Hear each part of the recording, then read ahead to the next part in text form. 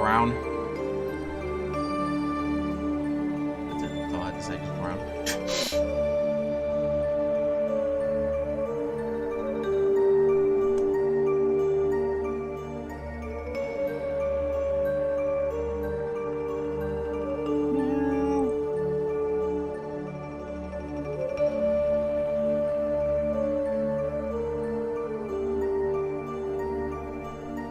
Not me doing something not me preparing for my stream during the starting screen. No, not me.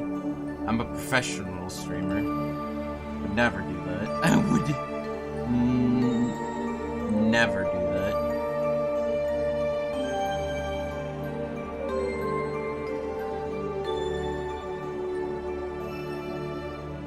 I don't know where you got that. Wait, what background song did I use last time?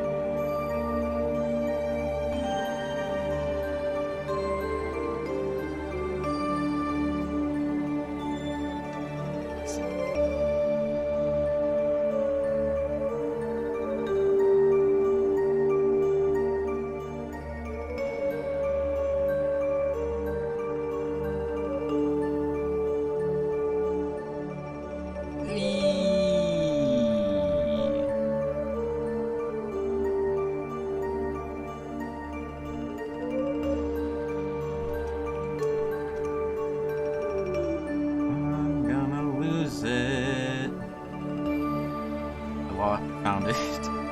Good news, I found it.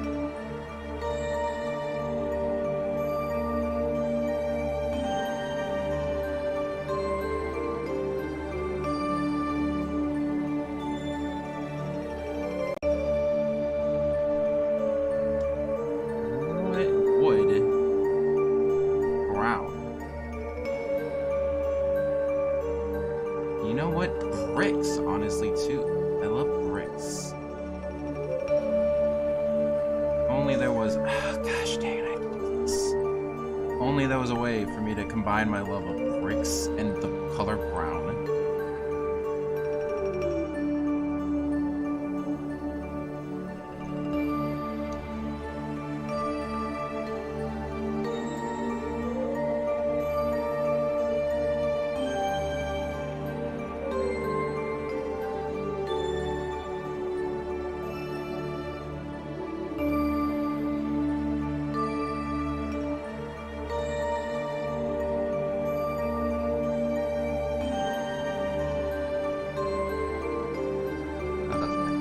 That's fine. We'll keep it. We'll cut it. Keep it like that.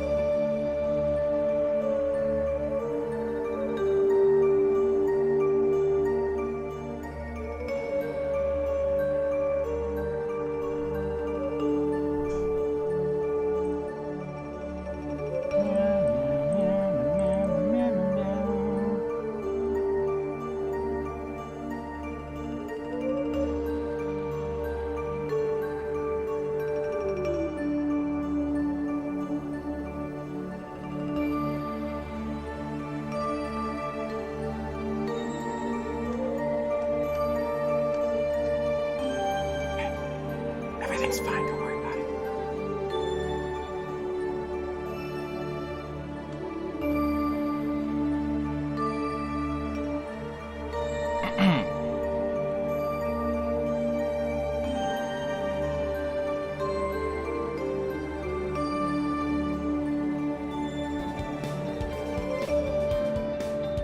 Frick! Okay. Good sunny day, everybody. It's your friendly intergalactic sun prince of the sun, Enyo Solaris to Moshimas. But today, I am an idol. See, it's got the wink. We're talking about Oshi no Ko today. Oshi, 2 words, or 3 words? Is no a word?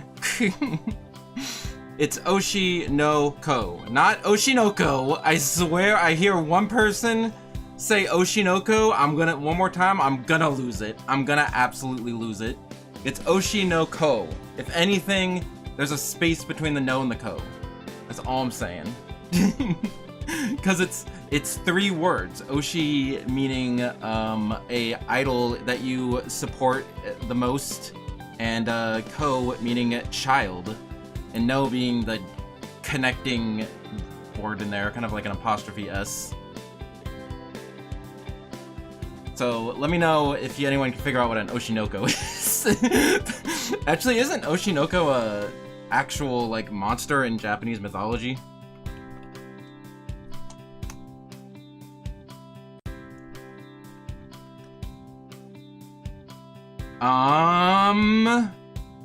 Frick, I'm gonna lose it. See, I have notes, I have scripts, I have things prepared. Ow, don't worry about it. I did not factor in this beginning of thing rant. But you know, that's me. I always get off topic. Also, I changed my hotkeys for my thing, so away from the number pad and on the other number thing. Because I never used that, but now I will. Anyway, first things first, I have some credits to attribute. These star eyes are from Brian Sui on Twitter. They're very nice. It's very beautiful. Let's zoom in so you can see them. But yeah, it's as you can see in the show, there are characters with these star eyes, and some Brian made a brain. I have them linked in the description. Don't worry about it. But yeah, made it work, and I was surprised. I thought it was just like a regular thing, but like it's actually like it like goes away when I blink. Kind of crazy. So yeah, it looks very nice. Half the reason I wanted to cover this show was just because I have these assets for it. And also the background is by Vendetta, which is very nice. It's optimized for like a Twitch chatting background, so I had to make some adjustments, but you know, it's just a little minor adjustments. Like this box is supposed to be the chat, and the stuff in the upper right is supposed to be like follower count or whatever. But here, this box is for screenshots, and the stuff in the upper right is for like the current topic that we're talking about. Because I will try to go in chronological order, or else I will go insane. Because this anime is absolutely insane. Just want to show everyone. This is what it usually looks like. But I zoomed it in a little bit and repurposed the box. I hope that's okay, but you know, I know I'm using it for a very weird purpose, but I think it's cool. I think it's very cool. So shout outs to those people. Thank you very much for making those and making them free to use, and it's great. Love it a lot. So yeah, is that all? Okay, yeah. Now obviously everything else that I have is in the description. Is my music too loud? I feel like my music's too loud. Okay, I think that's an appropriate amount. I'm still not sure if I should put music in this, because music in the background is standard fare for VTubing chatting streams like this, but for like anime podcasts, it's not really a thing. And I'm kind of doing a combination of both, but whatever. So, first things first, if you are watching this VOD and you have not seen Oshi no Ko, I highly recommend going to go watch it. Especially, listen, at the very least, the first episode. Frick, I'm trying to get my... Okay. At the very least, the first episode. Because the first episode, like, it benefits greatly more than any other episode about, you know, going in completely blind. Because I went in blind, and I'm very happy that I did that. Because, like, oh my god, this show is absolutely insane. 100% insane. But I will be going in somewhat chronological order. I'll be going... This show is kind of broken up into like 4 major arcs, so I'll just talk about them as they come up. So you can use that as well. And I'll also probably have the timestamps. I will definitely 100%, don't let me forget, timestamps on the VOD. And yeah, so yeah, just that's it. We're gonna be talking about the whole show, and it'll be great. It'll be a fun time. Also, first anime discussion without Azarad, and also the first anime discussion I have that's not Bleach. We will get back to Bleach eventually, but you know, we just gonna take a break because you know I like other anime other than Bleach. I promise. I like this anime. Water. Okay, so, first things first, in case you are living under a rock, hold on one second, let me just figure out, my overlay, okay, yeah.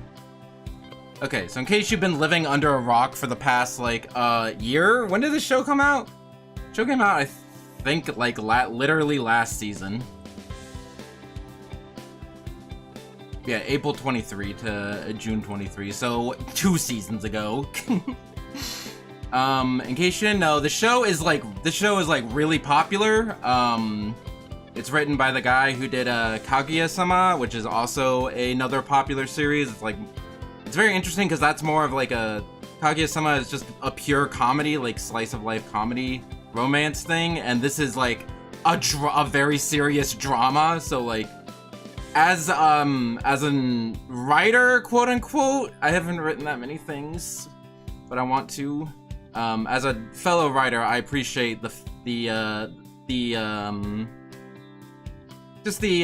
frick, I lost the word for it, but the confidence, the ability to, the confidence to tackle something outside of your usual thing, especially like in an industry like this where you don't want to fail. So like, the safer bet would have been to, you know, do a, the safer bet would have just been to do another comedy series like Kaguya-sama, which he is more comfortable, right? I don't know, I don't want to speak for him, but like, he has written an entire series of, and it's also very popular. So the fact that he went and wrote this is also very interesting, but, talking about the show's popularity, very popular show, written by the guy who already did a popular show, so already, or like a manga, is all based off of manga. But yeah, the manga and anime for Kaguya-sama was already really popular, so like even before this came out, people were already like interested. And then it came out, and then it like super exploded, and because like, I don't know, we'll get into that as we go on, like of what makes the show like tick and whatnot, but like, I think it's just because it's very like appealing, the character designs are very nice, and at the same time it's very like, I don't want to say edgy, but like it does a lot of things. It's definitely like a commentary on the like idol genre that has been relatively popular in recent years, especially with the advent of VTubers and not me, but more specifically like HoloLive that turned VTubers into idols. So yeah, it just in the anime community, like pretty much every single anime related community, like people who are like hardcore, were super people who are hardcore into this, like anime and creators and stuff, like knew the guy who did Kaguya-sama.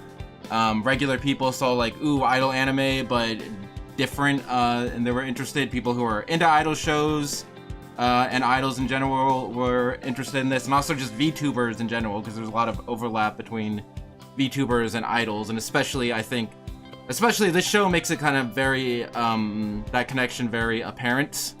So yeah, it was also so highly regarded anime if you weren't aware.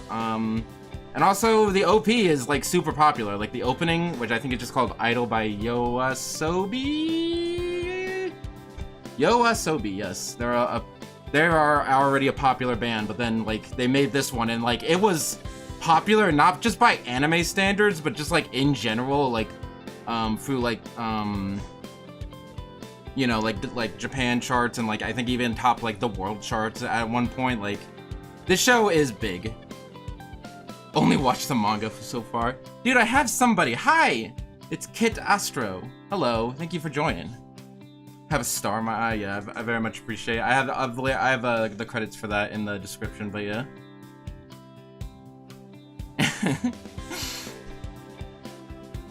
What was I going on about? So anyway, yes.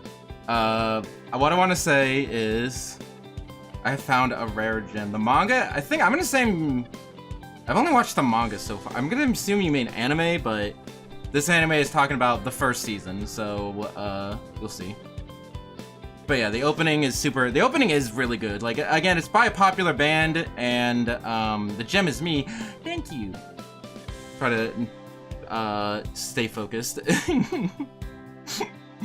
The opening, yeah, but done by a popular band, and I think it does, like, you know, I mean, it's like a very popular song, but it's got like that popular like pop song to it, but also it does have like more layers to it. I'm not like a music analyst guy. That's not my area of expertise, but like it does do a very good job of portraying both the like happy-go-lucky idol themes and like the more darker themes of the story in one song, which is also very good.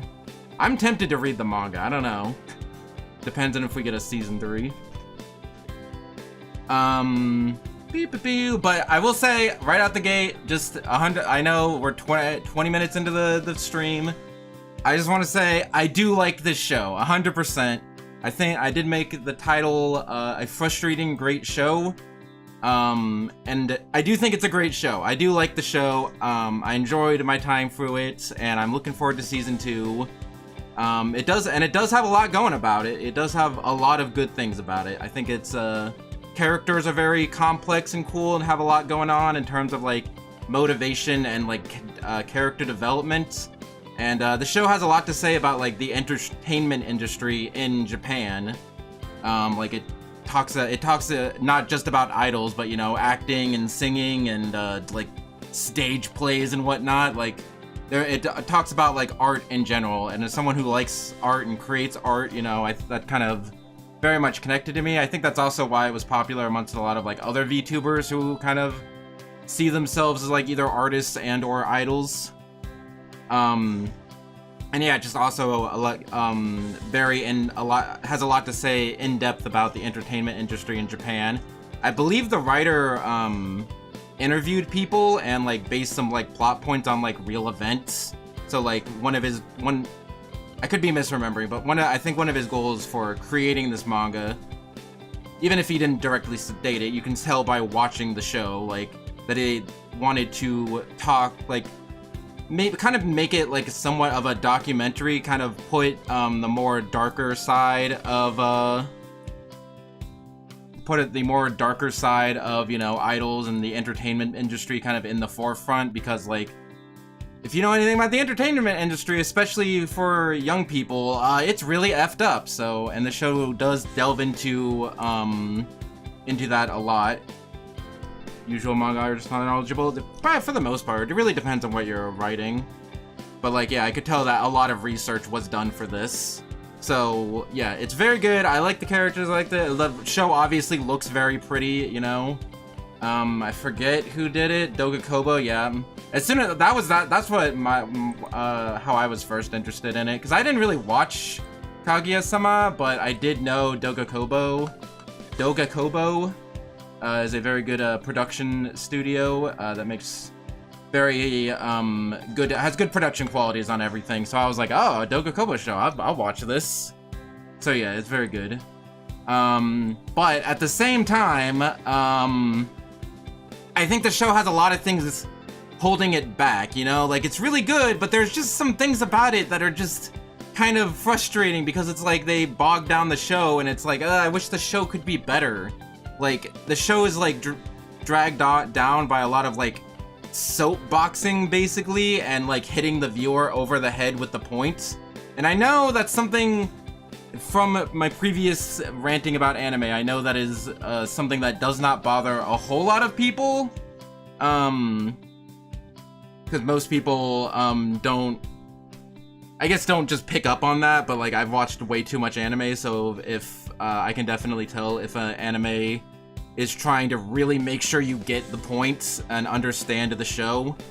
So I mean, yeah, I mean, it's not too bad. Like, again, when I say soapboxing, I mean, like, sometimes it talks about interesting things in the industry, but sometimes they just go on, like, they interrupt the show for, like, a 5-minute tirade about, like, oh, this is how this industry is really effed up and exploiting people. And I'm like, that's cool, but, like, did we need to interrupt the flow for this? Like, I mean, I understand that, like, the point of the show is to, you know, talk about these things, but, like, when it comes at an expense of, like, the plot and, like, the pacing and the actual, like, main story, yeah, no, it's just, it can be a detriment. Not enough to, like, ruin the series, but enough to be like, I wish it didn't have that stuff.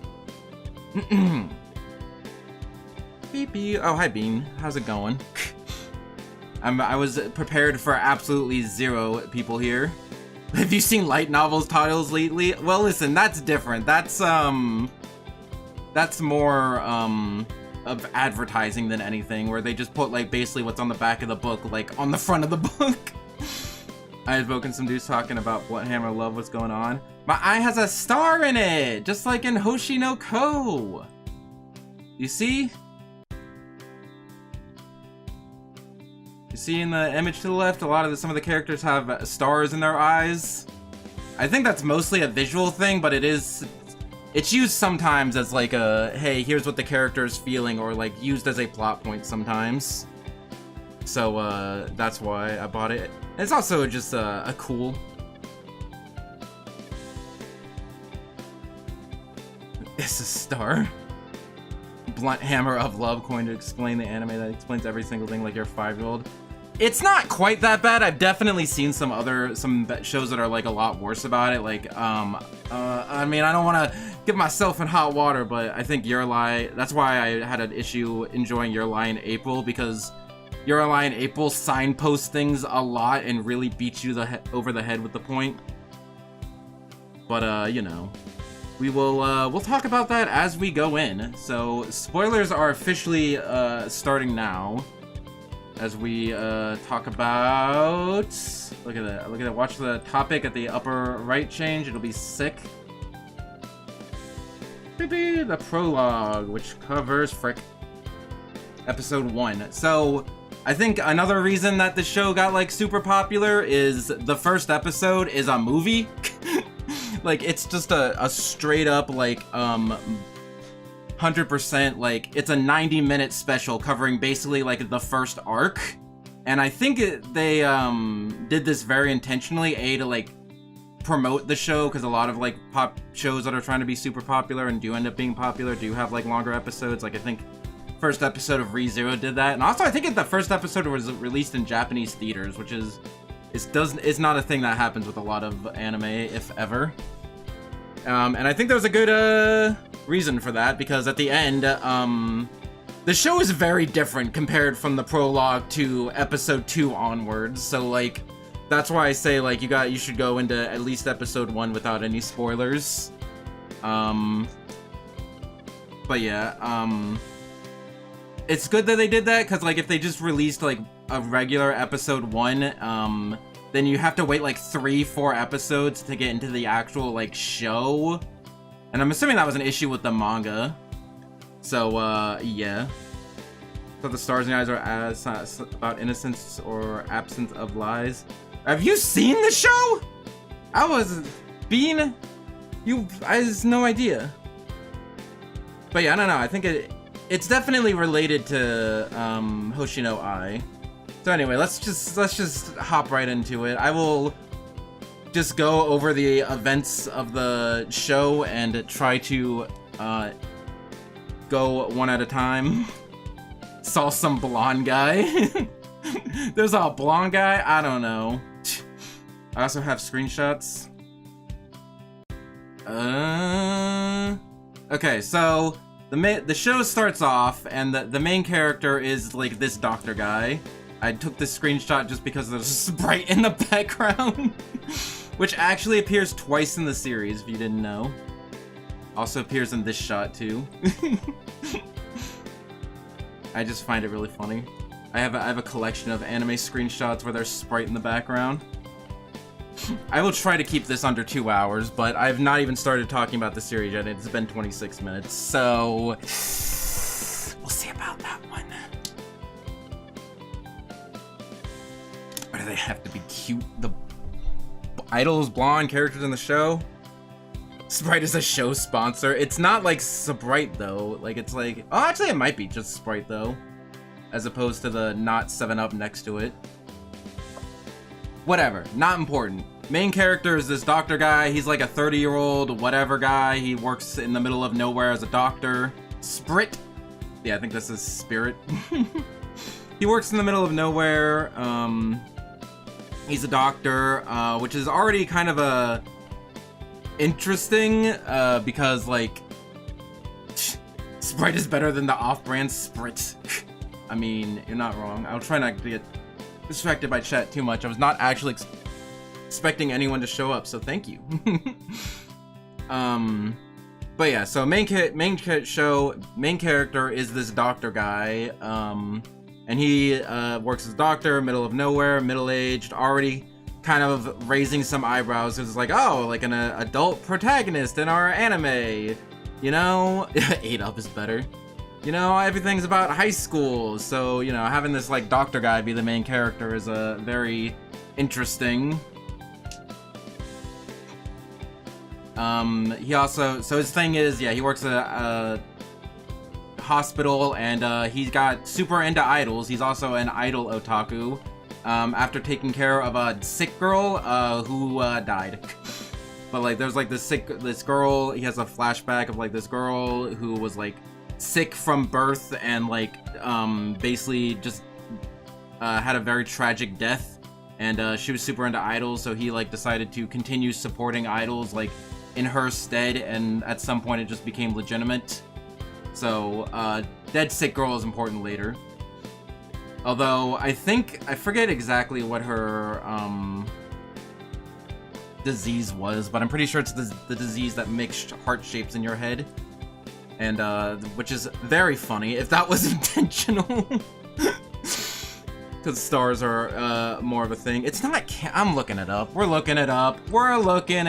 It's like, it begins with an A.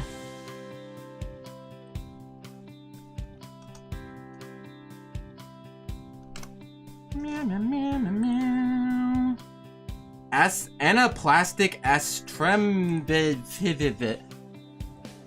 We're gonna ask the Google how to pronounce this. Anaplastic astrocytoma. That anaplastic astrocytoma. But yeah, basically she said she was sick and dead. Dude, it's Crimson Gamer. How's it going? Talking about Oshi no Ko. So anyway, yeah. So we have Doctor Guy and we have the dead girl. She's important later. Don't worry about it. And basically, both of them are big supporters of the main idol, which is the main idol of the show, which is Hoshi no Ai. Which is funny because I means love and Hoshino means star. So she's got a star in her eyes. Is this girl? My screenshots are a bit random because it's like, hey, I like that shot. That's pretty. Take a screenshot. We'll get to that. Okay? We're getting to that. One step at a time. So anyway, so one day, the idol, shows up to Dr. Man's hospital, pregnant? Which is the first, like, what the frick? Because, like, if you know anything about idols, they're all very much about, you know, being pure and whatever, blah blah blah. There's a lot of, like, in real life, there's a lot of, like, controversies of, like, idols that are seen in the same room with a male. So, it can be, idol culture can be a little toxic like that.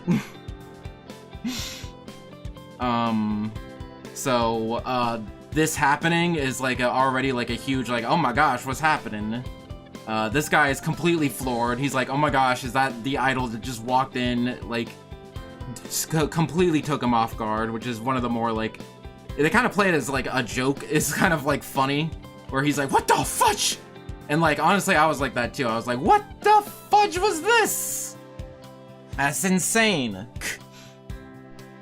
Because, again, I went into this not knowing anything. I was just like, it's about idols, and, yeah.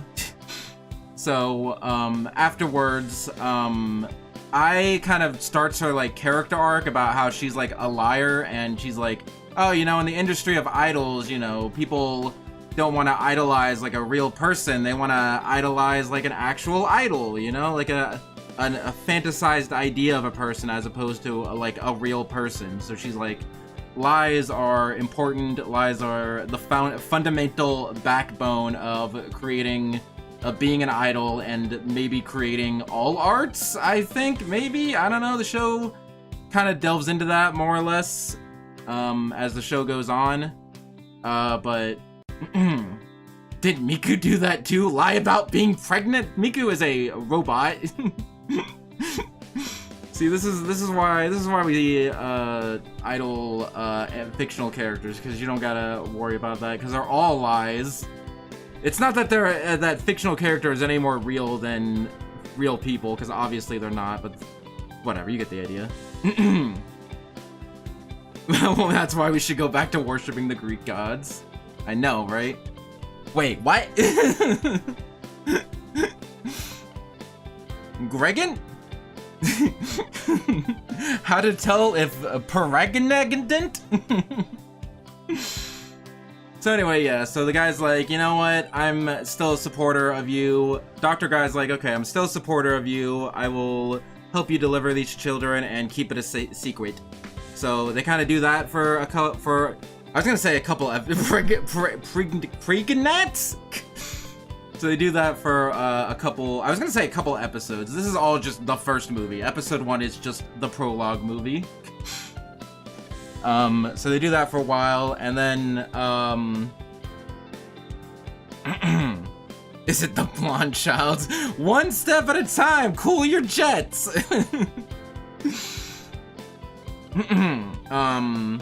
So yeah, so one day, the doctor guy is walking home from work, and he runs into, like, a stalker who somehow found out, that who was, like, crazy, who's like a crazy eye fan, and he found out A, that she was pregnant, and B, what hospital she was at. And then playing Pokemon Sword and watching this, no problem. Is a podcast. I do label it as a podcast for a reason, even though I have some visuals. So yeah, Stalker shows up, and the doctor guy's like, oh my gosh, I gotta stop this guy from, you know, getting the word out or whatever. So he chases him through the woods, and then the Stalker guy pushes Doctor Guy off of a cliff, and then he dies. The Doctor Guy, our main character, for like the first like 20-30 minutes of this show, he dead. He's super duper dead. So like in the first like 20 minutes we have pregnant idols and a bunch of dead characters. And like this stalker serial killer, so it already gets pretty dark. But then I will explain kind of what happens is the what happens. Do I have I don't know if I have a screenshot of this. Is that the two that the doctor guy gets reborn as one of the babies. So I has twins, and Doctor Guy becomes the blue baby, who is named Aqua. So that's a bit like insane and weird. I think that's like the big like I would say that's maybe the second biggest like what the hell moment of this first episode, as opposed the other one being like the ending.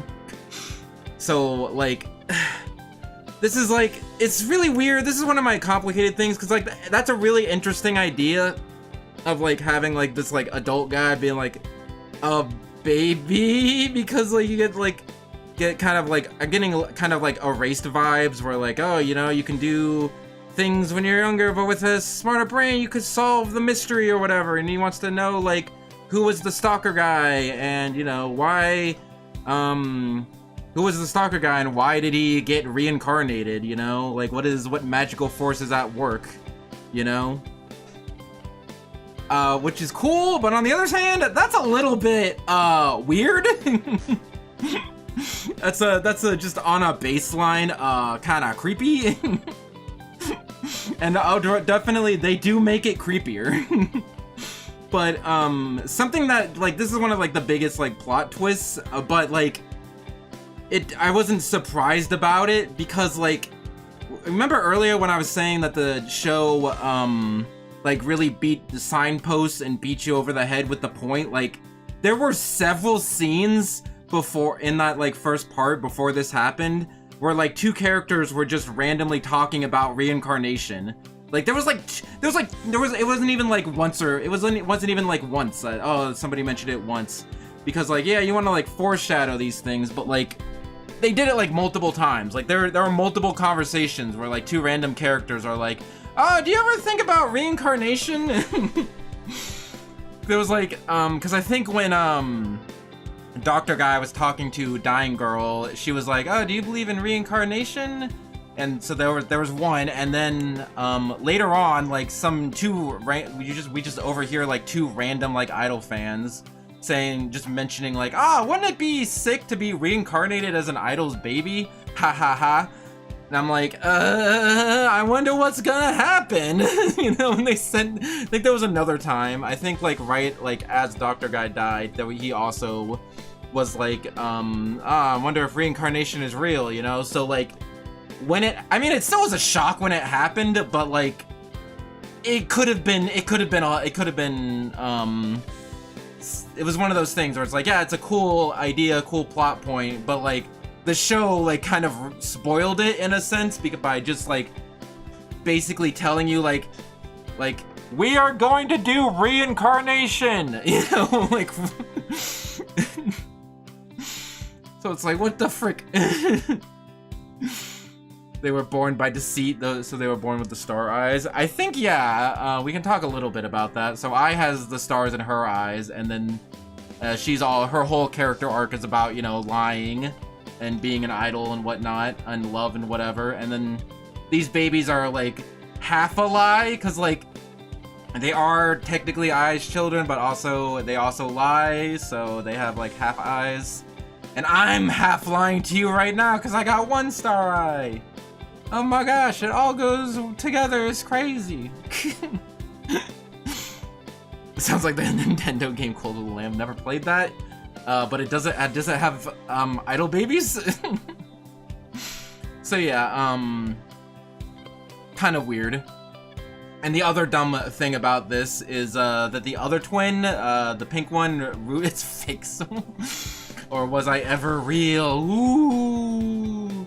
Anyway, the pink baby is also a reincarnation of the sick dying girl, which is cool. Like these are like two major characters that died early on in the story and like get to continue dying, or get to continue, you know, being a part of the story, you know. I say burn him, but he lives on the sun. I mean, the sun is made out of plasma, not fire. I'm pretty sure I'm somewhat flammable. But yeah, I think that's really cool to like, you know, kind of be like an isekai, but not being an isekai. Like when I talk about, you know, generic boring isekais, like wasting the potential of the idea, this is what I'm talking about. Like this is basically an isekai, but like way more interesting than any isekai could be, although it's a little weird. because like they're babies, but they have like their adult brain, and the show definitely gets weird about that. Gets weird about that. Because the girl Ruby is like, oh my gosh, I get to suckle on some titties. Let's go. And Aqua, the guy, is like, I can't bring it myself to do that. So that's really funny. I mean, it's funny, but also really disturbing. But they usually lean into the funny aspect. Like, there's another scene where, like, when Aqua, the guy, the doctor guy, I will call him Aqua from now on. When Aqua finds Ruby, when Aqua finds out that Ruby's another reincarnation baby, he runs into her, like, arguing with like Ai's haters online, like she's tapping away at a smartphone and like screaming like, how could you effing do that? You can't talk shit about my Oshi. I'll come over you, fight you IRL, bro. Oh boy. Oh boy. So that's kind of funny, and there's a couple instances where they do really funny things with the talking babies. Like when Aqua was like, oh, so are you also reincarnated too? Ruby immediately goes, what the fudge, a talking baby? Gross! So that's funny. But what is, you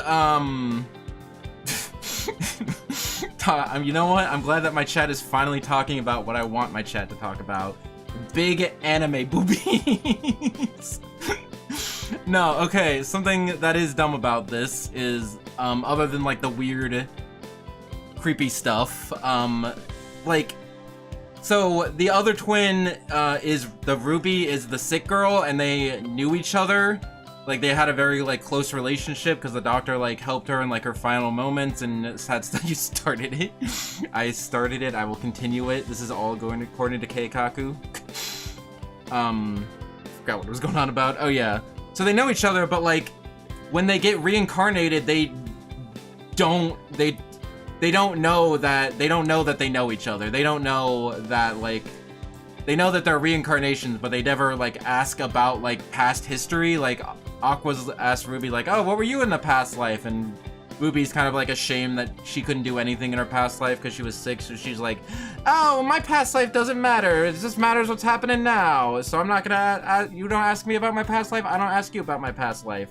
And it's kind of like dumb because like it's just pointless. Like of course like later in the series like they're definitely gonna like find out and it's gonna be this huge plot point and blah blah blah blah blah, but like it just seems like weird like fake conflict. Like why? I feel like the show would be more interesting like if they did know each other, that they were on the same side or whatever.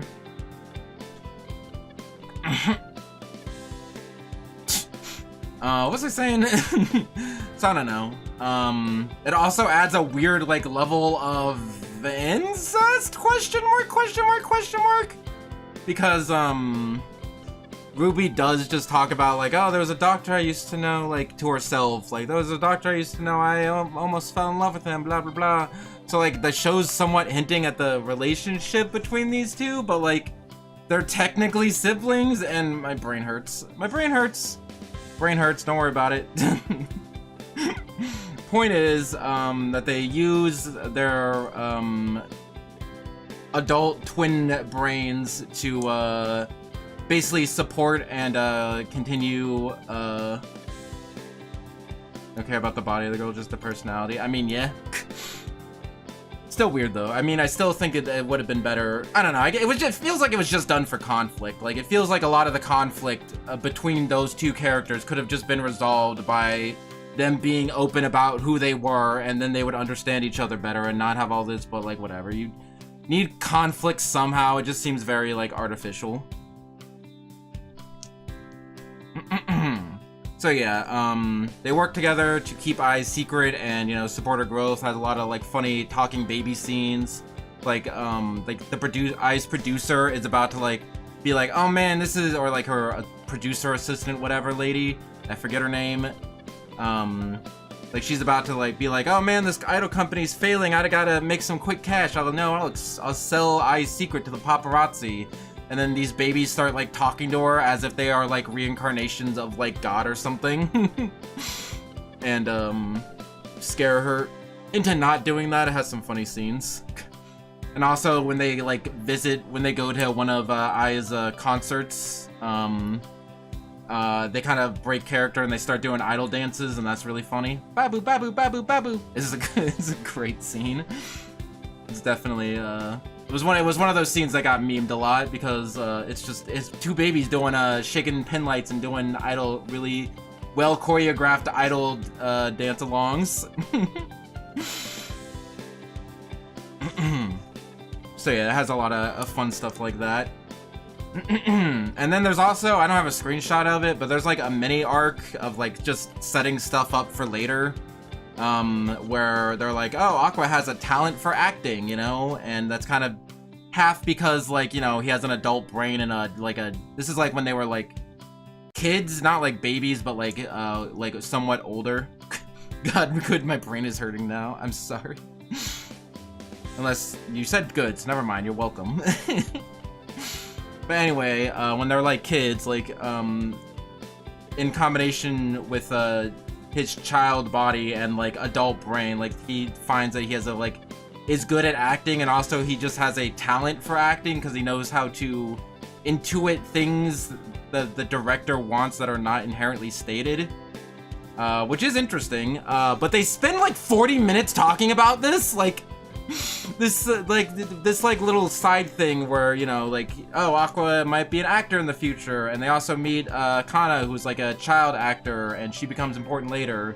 Like, the whole thing could have just been done in like 5-10 minutes, but they go on and on about, you know, the industry and stuff like that. And again, like, I know the show is a lot focused about that, like the show is a lot talking about the industry, but they just go on forever, and they're very cynical. Like, they're all like, oh, you know, everything's in it for money, nobody, you know, you have a 1% chance of making it in this industry, or, you know, or, you know, stuff like that, and going very into like the politics of everything. And it's somewhat relevant later, but like, you know, sometimes, again, I appreciate the fact that, you know, you want to put a lot of your research into this show, but like when it kills like the pacing of the show, when we have to take like a 5-minute break so a character can just exposition the entire like history of, you know, filming and the use of child actors and everything else, like it's okay. You know, it just kind of goes on for it just goes on for a little while. It's like, it's good stuff. Again, as with everything else in the show, it's good. It just, you know, signposts, soapboxes, you know, hits the viewer over the head with the point of like, it tells you explicitly like how you're supposed to be feeling. Like, we have the scene of Aqua doing his like scene, and they go on, they literally like pause time to go on for like 20 minutes about like how good he is and like what you need to be an actor and stuff like that. And again, interesting, but like I just feel like you could edit down a little bit, just a little bit, you know, not too much. Like, definitely, if your goal for the series was to get a lot of that, you know, show a lot of like the darker side of the agency and if your half of the series is like a documentary, then sure. But, you know, when the show when you have to interrupt the plot of the show to monologue about something, that's when it kind of becomes an issue. But sometimes it's not. Like, if a character's explaining something to another character, that's fine. Like, there's instances where, like, people are talking to, like, Aqua about, like, acting, and I'm like, that's fine.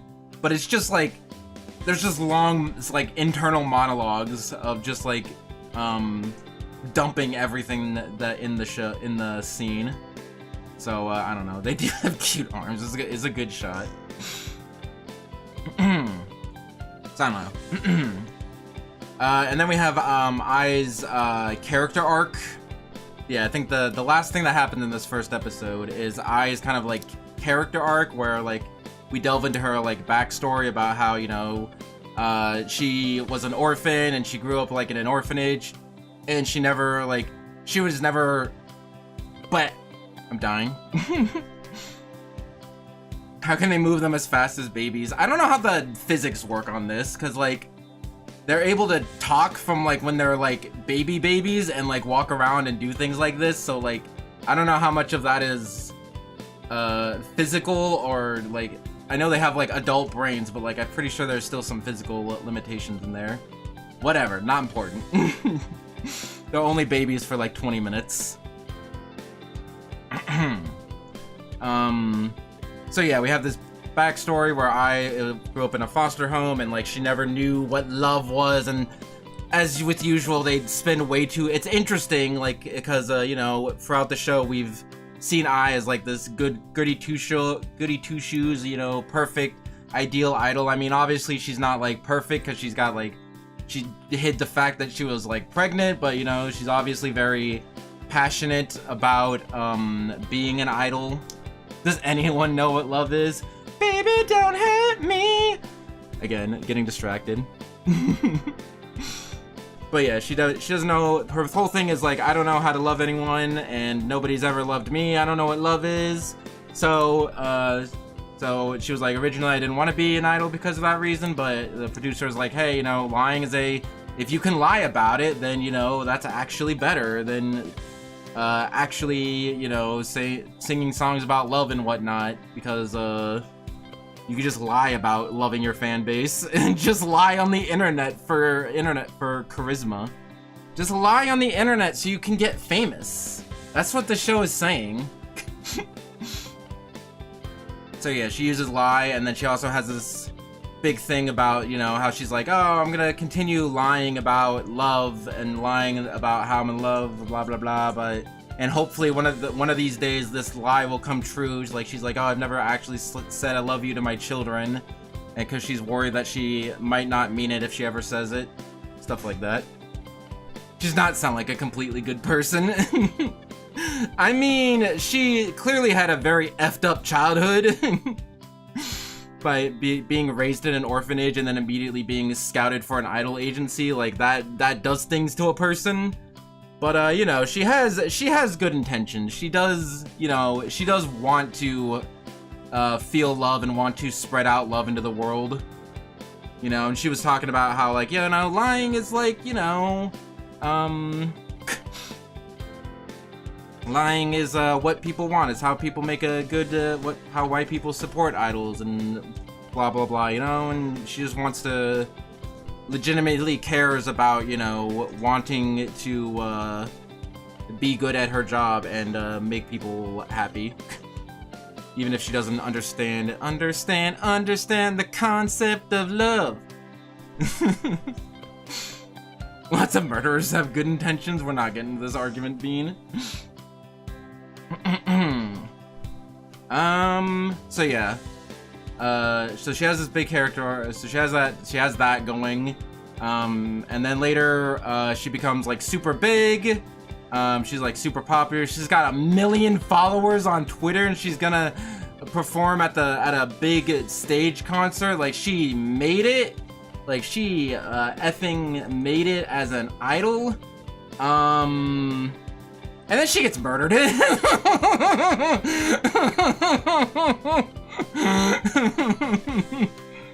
That's why did I? This is such a awful scene. Why did I pick this as the screenshot? But yeah, basically, the stalker comes back, and she. The stalker comes back, and is mad that, you know, she's a liar and she's not a pure idol. And, no, it's good. No, I don't understand. Did you see the show? Bean, I misunderstand if you actually seen the show. Because if you've seen the show, like, Ai's a very likable character. At least to most people. Maybe you just, maybe just more bitter. But, like, yeah, she's voiced by, Takahashi Rie, which is really popular. Megumin and Konosuba, Amelia and ReZero, Takagi. So like the show and the show animates her in a way that's very likable. So, you know, even if this plot summary is not making her sound likable, it kind of there's no taxes. You know, I did And again, I think that the show kind of signposted. The show is better about not posting this. So, yeah, no, this scene, I was like, holy frick, dude, what the fudge? Like, I had my mouth agape the entire dying scene. I'm like, there's no way that she's not gonna actually die, right? Like, she got stabbed, in the, like, artery or whatever. But yeah, I don't know. The stalker from earlier somehow finds, where I lives and, effing stabs her. She dies. You know, and just to end out her character arc, at the very end, I think it was this shot, she says that, she loves her children, and she's like, yay, that wasn't a lie, I finally understand what love is, and then she effing dies. Putting a different screenshot, I can't put this screenshot anymore. We'll do this. For fans putting memorial flowers. I know exactly where this is because of this pole. Like, this is in, Akihabara, and in Akihabara, like, there's, like, this window that they put, like, promotional stuff like this in, and this stupid pole ruins, like, any, like, good look at it. Like, and it's really, frustrating. Maybe her children will do an incest and she'll be reincarnated as their baby in some sick, twisted cycle. That's what I'm waiting for. Like, every new character that gets introduced, I'm waiting for them to be, like, a reincarnation of I, but, like, that'd be really funny if that's how the series ends. But, no, I think her being dead is a very integral part of the story. Because, at this point, both of the kids, you know, like, they were, they're as an idol, as just, like, a general fan of I, and, like, as, like, her somewhat children, like, they are absolutely, stricken by this. As you can see from the last screenshot I posted, I don't want to bring it back, it's too sad. It's just so sad. Frick, I forgot my new key binding. It's just so sad.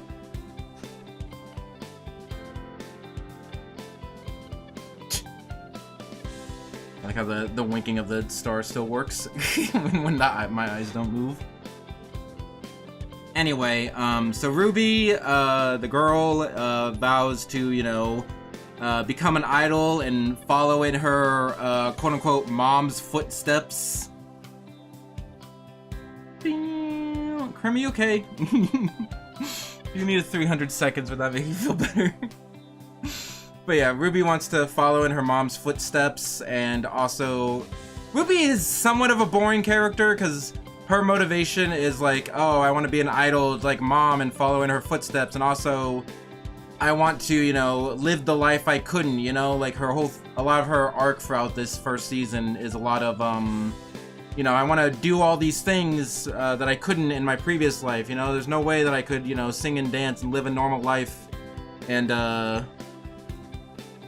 yeah, there you go, love life. What was I gonna say? I don't remember. Yeah, she wants to live the life that she couldn't and follow in her mom's footsteps, and, like, that's cool, but, okay, I need to finish this shot, I'll meet you back in a second, chat, or episode. But yeah, so, it's a good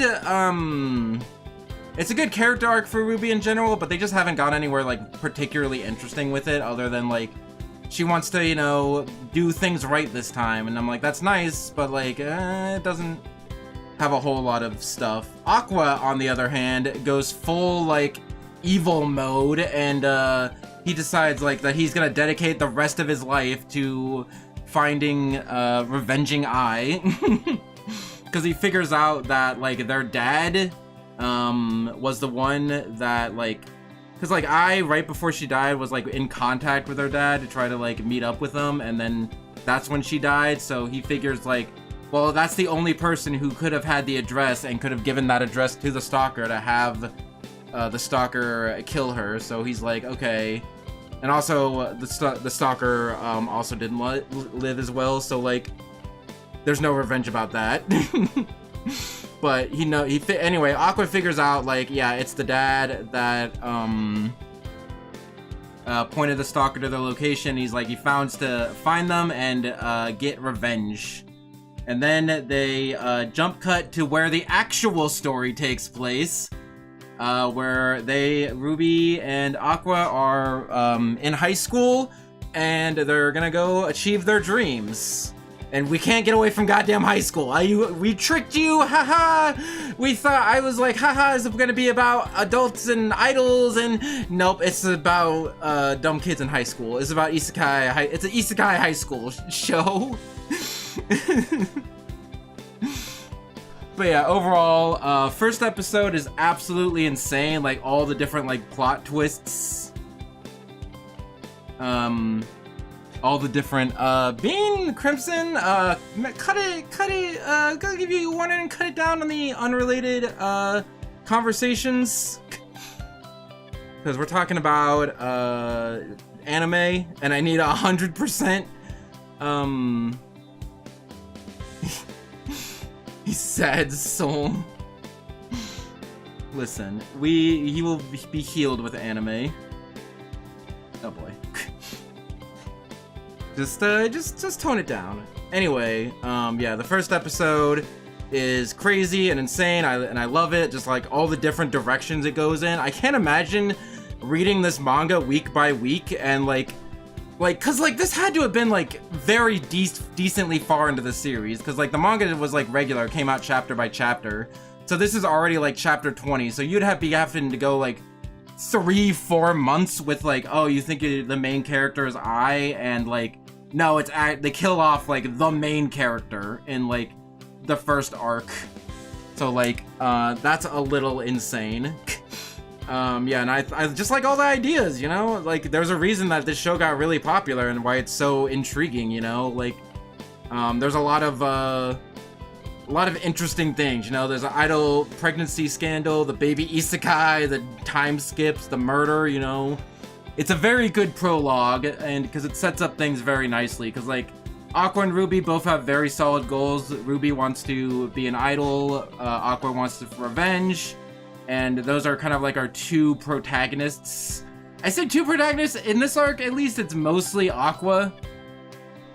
But yeah, I do think it's a nice variance, because Aqua's definitely like, oh, have an adult brain in a baby body, and I'm evil and manipulative, and I'm motivated by revenge, and blah blah blah, something digging 2 graves, and he's like the edgy edgelord guy, you know, which it does kind of work. Again, I think they put it on a little bit too ham. Like for example, like right before the time skip in like this scene, he's like, I don't have any reason to live without I, and he's like, wait, I can't die yet, I have to get revenge and then I can die. And it's like, relax, buddy. Relax, buddy. Listen, I know your mom just died, but like, tone it down a little bit. Like the emotions are like very high, but I feel like they're just a little too high. And he gets so evil, his star eye turns black. Oh. Which, like, I think a lot of the star eye is cool, but it's mostly just used to really just signpost, this is what the character is thinking. The eyes are, the star is sparkling, they're happy, and if it's, like, dark and black, then, like, they're evil and planning something. Like, that's kind of how it goes.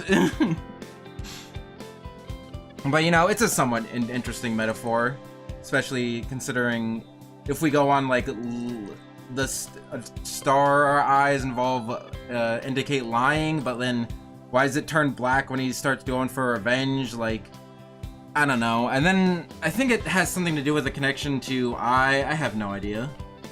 But yeah, no, I like it. I like Ai's life of lying and trying to become genuine. And the 2 kids' backstories. I think that's cool. I just think the show gets just a little preachy with its like cynical like art commentary. Again, not all the time, just sometimes, just enough to like kind of. Doesn't like ruin the pacing. It's just like a speed bump, you know. Like you're getting into it's like you're watching the episode, you're getting into the episode. You know, you're interested in what the characters have to say, and then they pause the episode for like 5 minutes to explain something, and like I would have liked, listen, I'm not saying I don't like that these things are part of the story, I just wish that there was a more smooth way that they could have been incorporated into the story, as opposed to just having characters monologue for 50 minutes. Yeah, like I already mentioned, like they brought up reincarnation like 2 to 3 times. And the same thing happens like later in the show. I have a note here where like in episode 10, a minor plot point got spoiled by characters making a remark about it right before it was revealed. So like it's just a little bit, it's just a little weird. Anyway, but that, you know what? Solid prologue. I can see that's how you get people hyped about a show, is that you make a very interesting like first episode movie thing.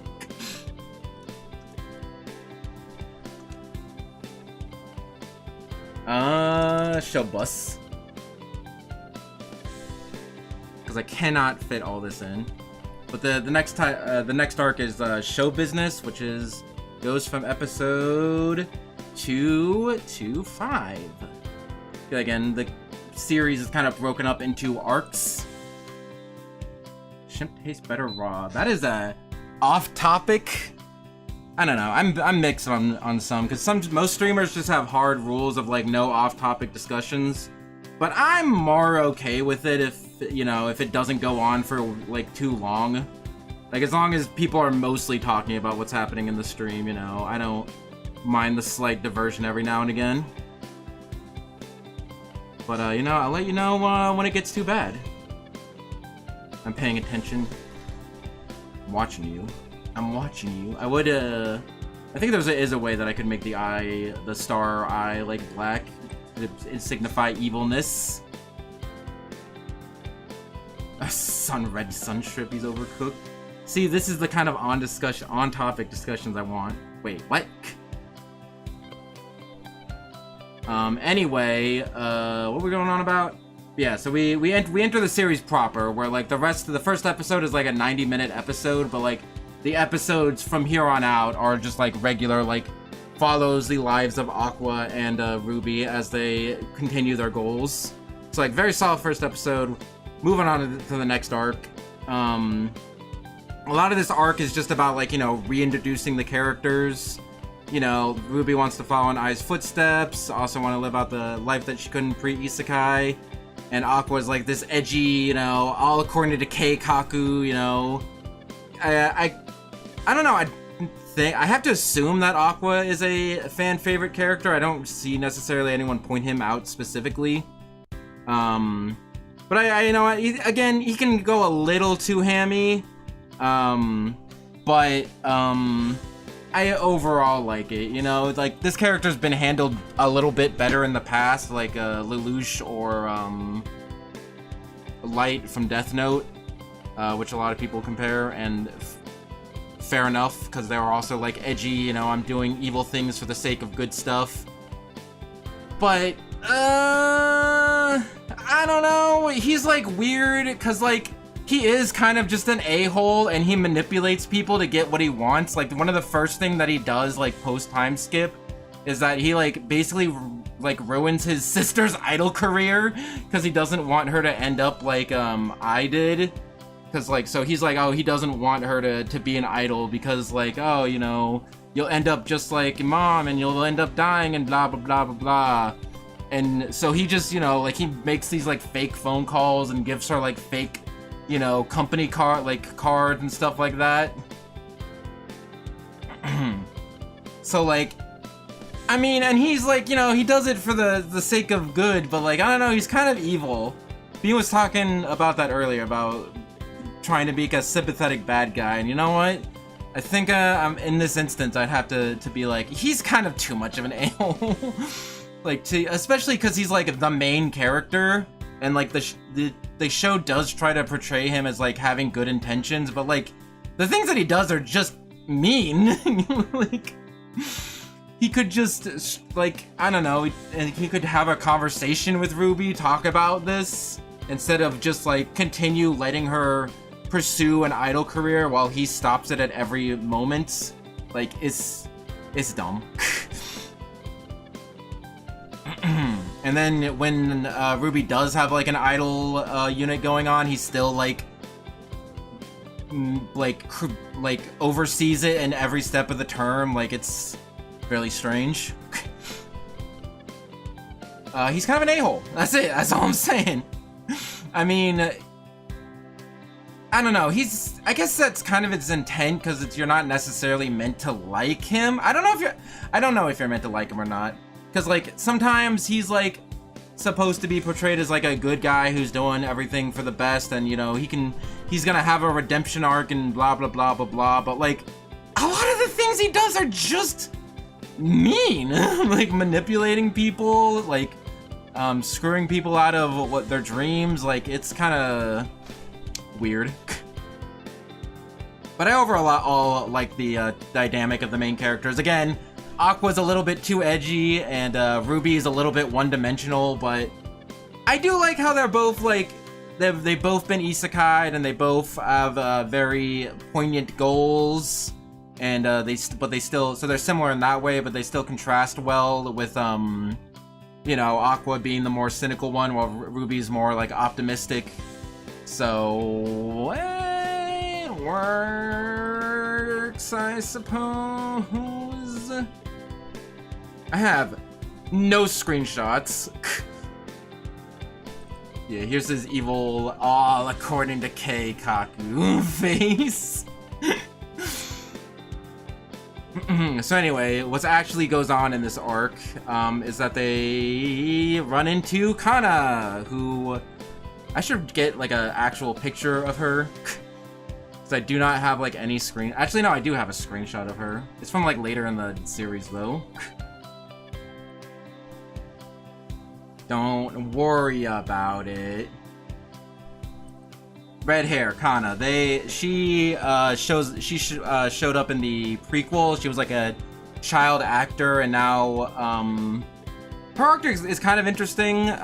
Where like very much based on like real life events, where she's like a child actor, and then as soon as she grew up, then she had a really difficult time trying to find her place. Like nobody wanted to hire her anymore because like she was only like a flash in the pan child actor, and she's trying really hard to make it in the industry and doing a lot of things, and like trying to be an actor and trying to make songs and whatnot, but it never really goes well.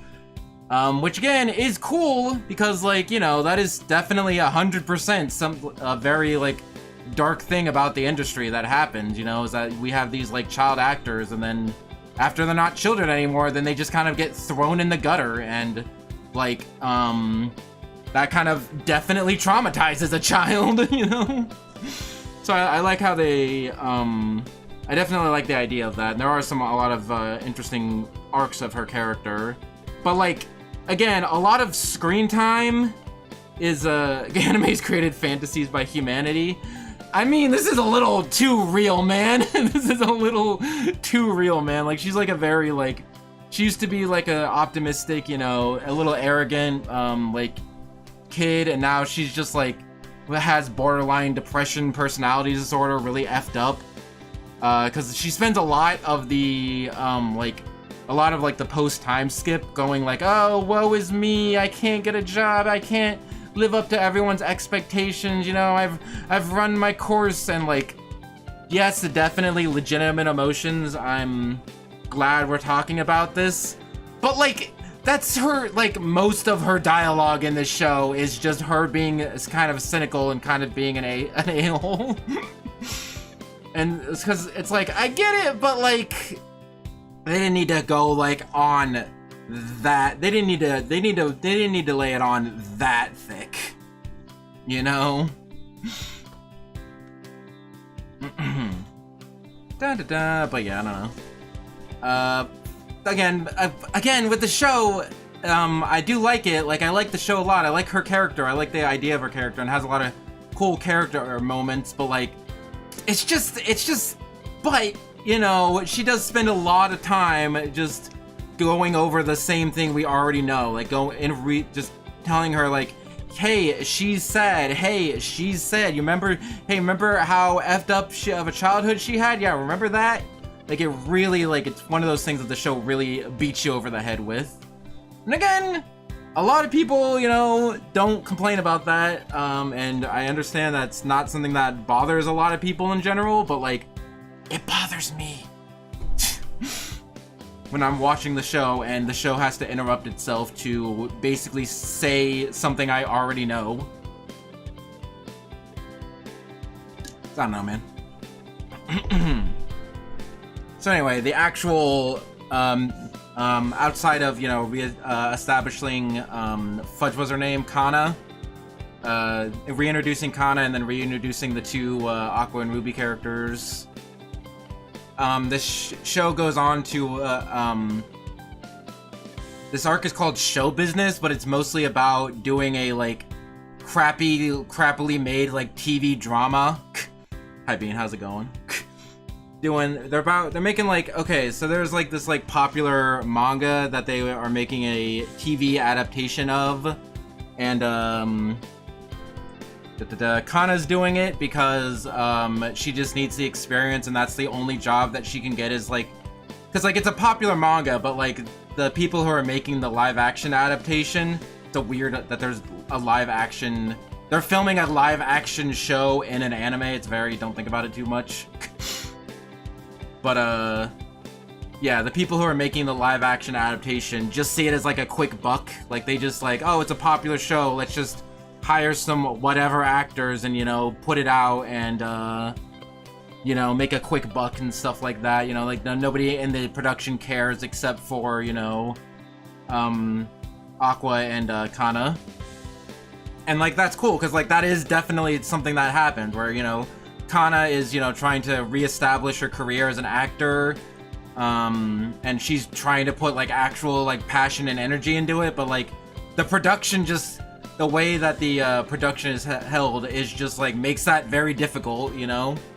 And I do like that, but again, it just gets very preachy, and, like, I mean, I know I'm doing the same thing where I'm bringing this up over and over again, but, like, this is how the show is. It's, like, I like the show. I like a lot of the things that the show is doing, but then it stops and says like 20 times, oh, you know, these people are only in it for the money, and, you know, they don't care about making a good product, and, you know, the customers, you know, they'll just slop up whatever crap we feed them anyway, so it's not like it matters. I am preaching. Yes, I am the problem. But I know, if anyone does care about, any fan of Oshi no Ko, happens upon this, I know that is definitely something I'm gonna get flack for, and I'm like, I don't know how a lot of people see it. I don't see people complain about that, unless they, like, really hate the show. I've never seen, I don't know how people who like the show think about that criticism, but I don't think it bothers most people. Because, again, I think it also might help if you're watching it week by week, because maybe, like, you know, if they say something in one episode and then say basically the same thing in the next episode, like, maybe that's better if you're watching it week by week, as opposed to what I did, which is I watched the whole series in, like, 2 weeks. But, I don't know, there's a lot of shows that are good week by week and good by binging, so could have been a little bit better. But I will try not to bring it up too much. Just know that is a constant thing in the show. But yeah, Kana wants to be in this crappy drama because she wants to try to build up her career. Frick, the guy Aqua wants to do it because after I died, he went through her phone and found the names of a bunch of people that he didn't know.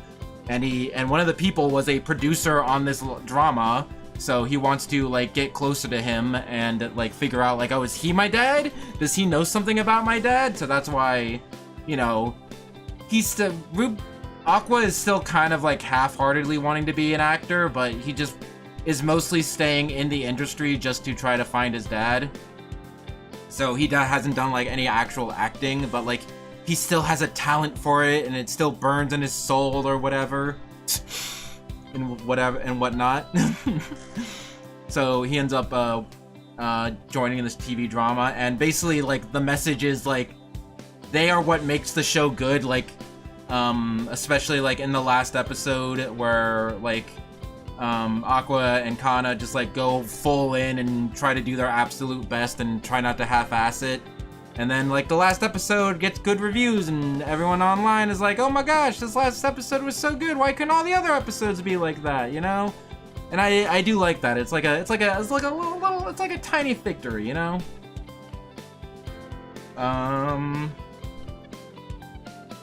Trying to figure out what I'm doing.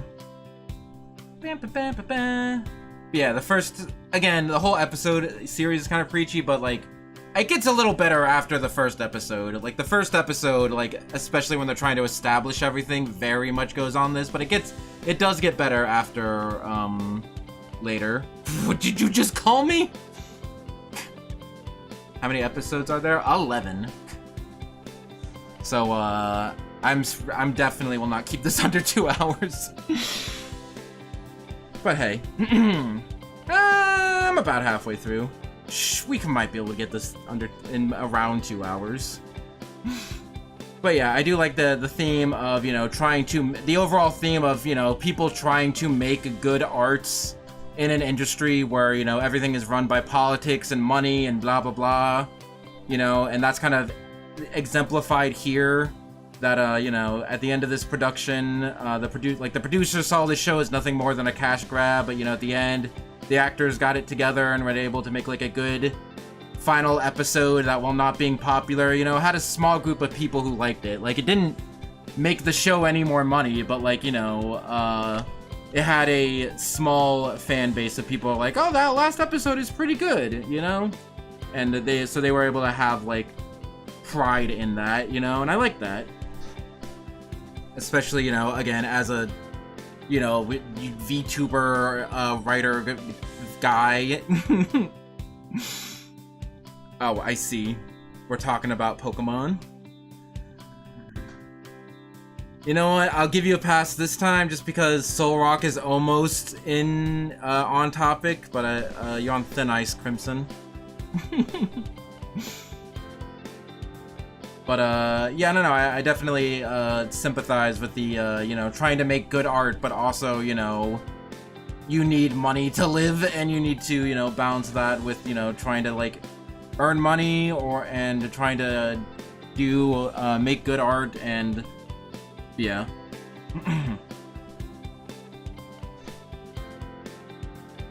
To answer my episode's questions, oh, there's 11 episodes, but it's more than that because the first episode is 90 minutes. So I don't know, man. But yeah, no, I like this arc. And at the end, Aqua finds out that the producer guy is not his dad. He does like a DNA test.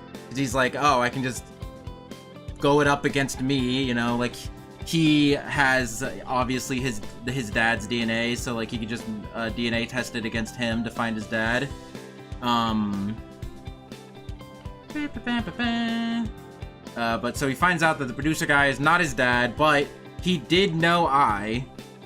So he's like, hey, if you want to know more info about I, you're gonna have to be in this reality TV show, and then that kind of like goes into the next arc. And I kind of like that. The show does a good job of like connecting the arcs, you know? Like, we have the first arc where we like establish all the characters and we establish like a goal, and then the beginning of this arc is like, oh, this guy might be my dad or might know something, let's get closer to him by being in this crappy drama.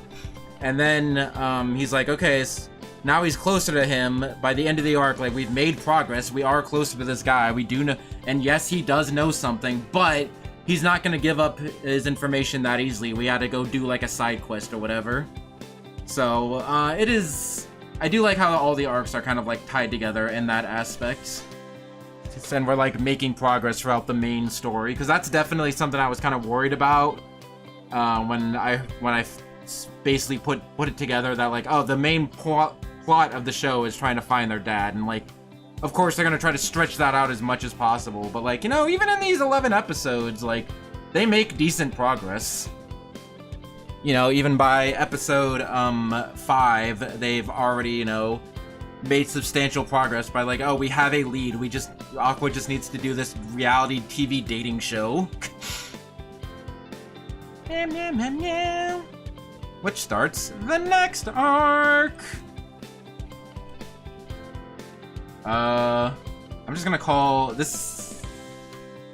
It's not gonna fit all on screen, so we're just gonna call this arc dating TV. Dating TV. It's the dating reality show is the official name of the arc. It covers 5 to 9.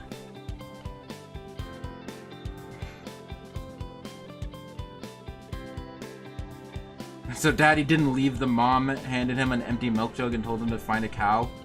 Daddy don't leave. Wait, so Daddy don't leave the mom. Brain hurts. They don't know where the dad is. They don't know who I wouldn't tell them, and then she died, so now they're gonna go find it, and the dad is probably the one who pointed the stalker to her location to get her killed. So that's why they have to find their dad.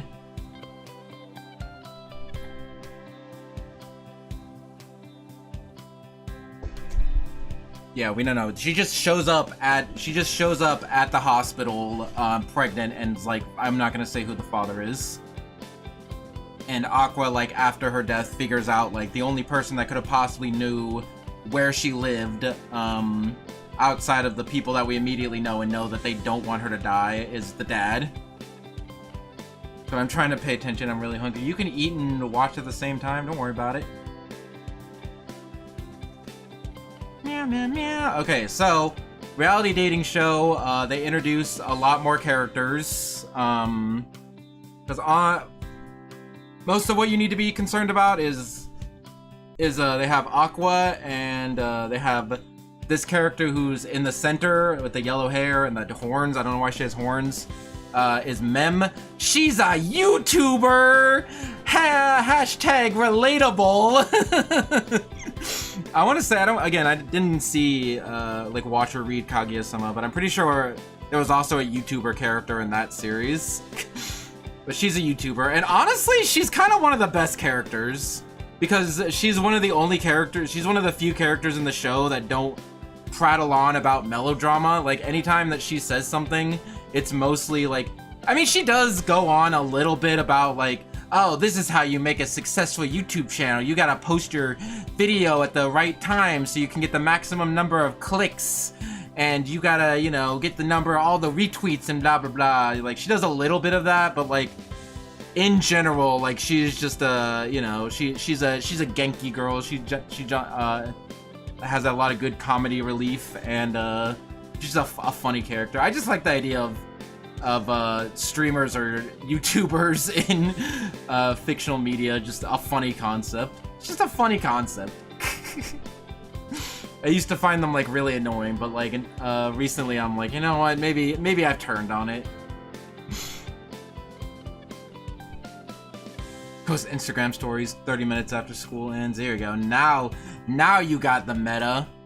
But yeah, I mean, her character's still somewhat annoying by the fact that they just kind of treat her like, oh, I can make a post go viral because I know all the ins and outs. And I'm like, you know how to make a post go viral because you have like 200,000 subscribers on YouTube. I mean, it's they don't. It's a lot of like. It's a lot of It is, yes, a lot of know-how, but it's also a lot of you know, trying to. I don't have a picture of this new character. I do have this. I do have a spot the main character challenge for you.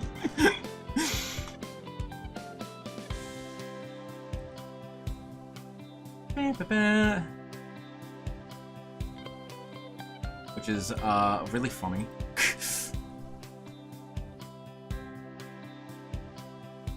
Hold on, I can get a picture of new character. But yeah, Mem's a funny character. She doesn't do too much this season, but she's implied it to be a more important character later on. So I'll give her a pass for being a little bit one-dimensional.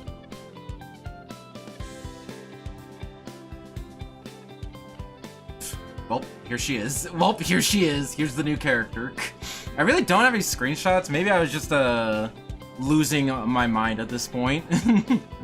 But Akane, this is Akane. She has a whole. She's part of the reality dating show. She has a whole character arc in this season, or like in this arc.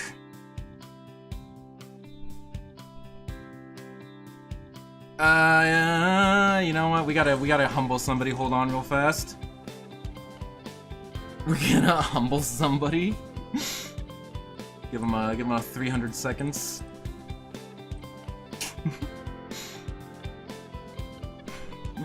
Anyway, so yeah, Akane, she's like this, she's introduced as like this shy, timid girl. She's apparently like a super genius, actor, but she doesn't know how to, you know, be in a reality TV show. So she has a lot of trouble like standing out against the other actors in the show. And yes, they do stop and be like, oh, this is how reality TV shows work. It's not actually reality. It's blah, blah, blah, blah, blah, blah, blah, blah, blah. It's how, you know, everybody's already acting. It's not real. You know, they're editing things to make it interesting. They don't care about, you know, showing people's real lives. They care about making compelling stories and yada, yada, yada, yada. We know. But yeah, she has trouble standing out against all the other great actors because there's a bunch of like other like important people that are more adjusting to the live action drama dating show a lot better. So what Akane does after like 5 episodes, how long is this arc? 5, 6, 7, 8, 9. Yeah, this is like a lot of the season. This is like 5 episodes. But yeah, so she tries to like act like the villain to get attention. And then, but she accidentally ends up like going too far and like slaps somebody or like scratches somebody. And, you know, to the characters in the show, like, they immediately, you know, the characters IRL, you know, they immediately like, oh, you know, I know you were just trying to, you know, get attention. I know you're just trying to, you know, be, you know, relevant in the show. I understand that you went too far. I'm not mad about it at all, you know. The girl who got slapped, the girl who got slapped is like, yeah, I'm totally not mad about it at all. It's fine. I understand that, you know, it's a high pressure situation. You're trying something that you weren't comfortable with. It's fine. But, you know, the evil live action, editors of the show, you know, they want to make a compelling story, so they don't show that part. They just show Akane being mean. So it ends up giving her a lot of backlash, online. And then the show gets like really dark. Like, it's like, yeah, I think that is, you know, as I've seen a lot of like really bad like things like this happen in like fake media where like, you know, a character gets backlash online and, you know, blah blah blah, and it's always come off really fake. But you know what, for the most part, I think it does it really well, because it really shows like, you know, like she's just a kid. She's 17. She just doesn't know what she's doing. She's high on preteen emotions or whatever, preteen hormones or whatever. She, you know, so all these collections of like petty comments of, you know how mean people can be on the internet, you know, really get to her and make her really depressed. Like, and the show gets like really dark, where, you know, they really, because like, listen, I understand, like, yes, you know, she's just a kid, and, you know, all this backlash online does, the creators trying to show, like, yes, all these like backlash, all these mean comments online do have effects on actual people's life. Yes, there have been actual, you know, like reported cases of like, you know, people, you know, after being harassed online so much. So like, yes, I appreciate, and I think it did do it well for the most part, and I definitely appreciate showing that like darker side of the industry, especially, you know, the new age with the internet. I just think it goes a little like half, like more than half an episode is just entirely dedicated to like, you know, her just reading comments dark in her room and getting more and more mentally, you know, unhinged, and she stops eating and stops sleeping, and, you know, eventually she tries to jump off a bridge. but then gets saved by Aqua. So like, I like it. I appreciate it. I definitely appreciate the courage, or like the willingness to just show like, hey,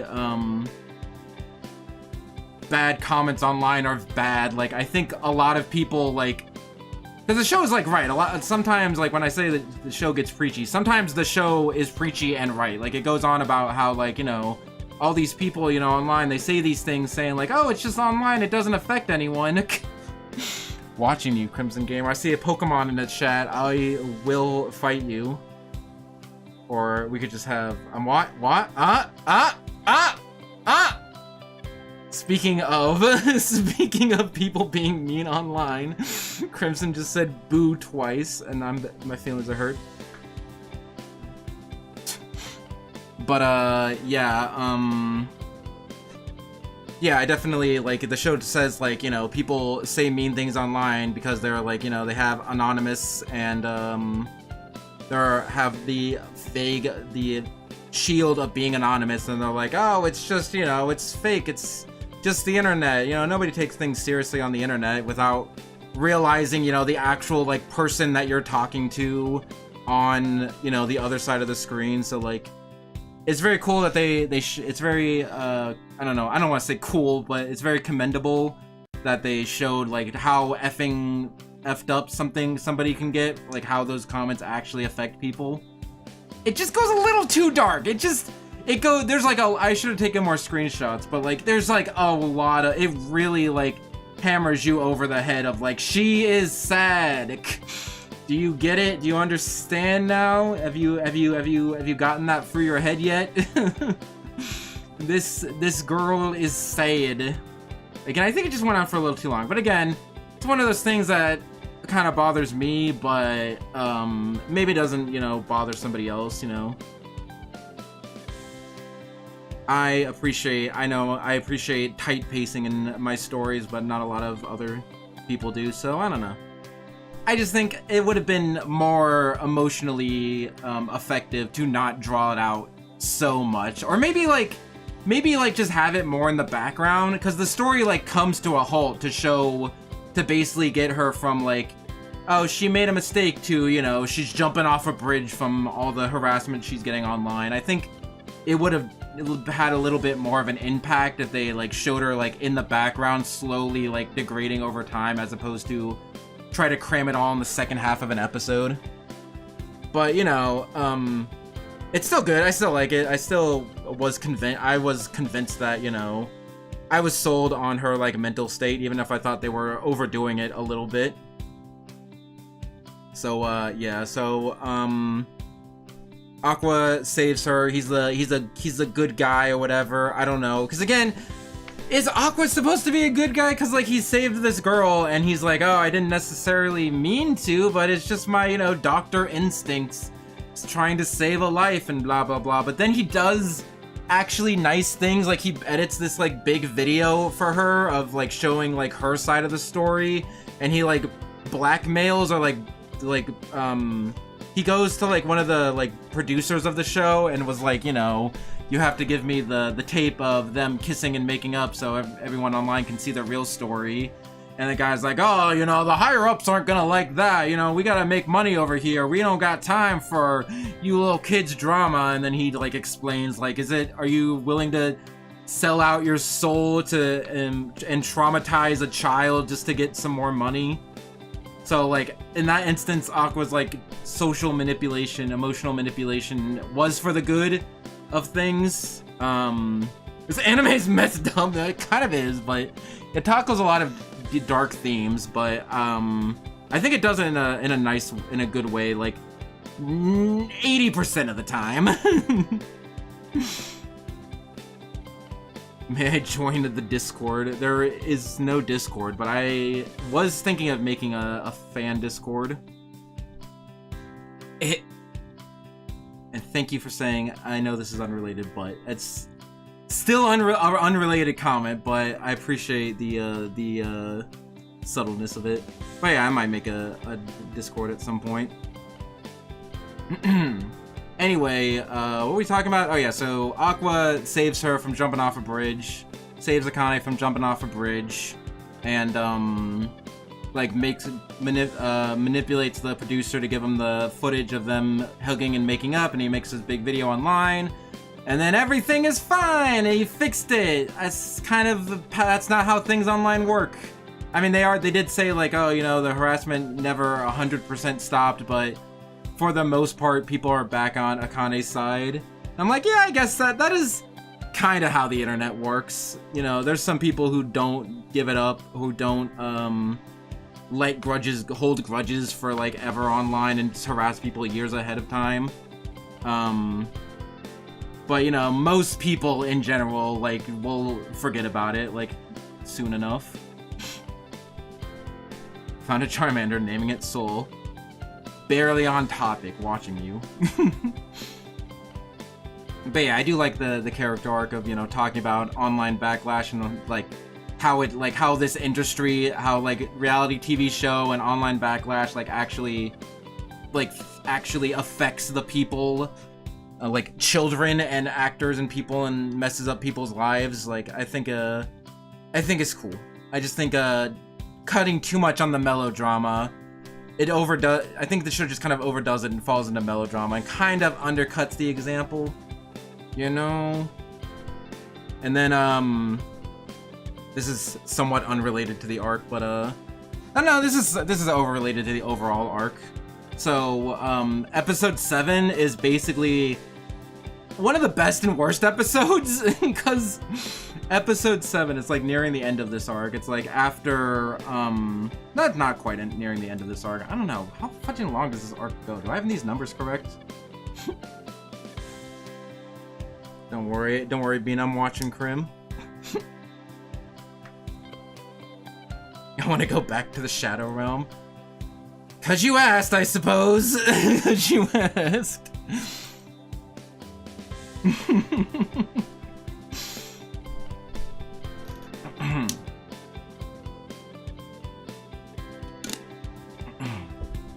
I need another screenshot. Hold on. I need another screenshot. In case anyone's wondering, I watched this in Japanese. Because despite what my Bleach telling would say otherwise, I do watch most anime in Japanese. Although I think this does have a dub. Although don't know much about the dub. I mostly watched in Japanese because I thought the main character was Ai, and Ai is voiced by Takahashi Rie, and I like Takahashi Rie, but then Ai dies. So I don't know, man. It is on High Dive.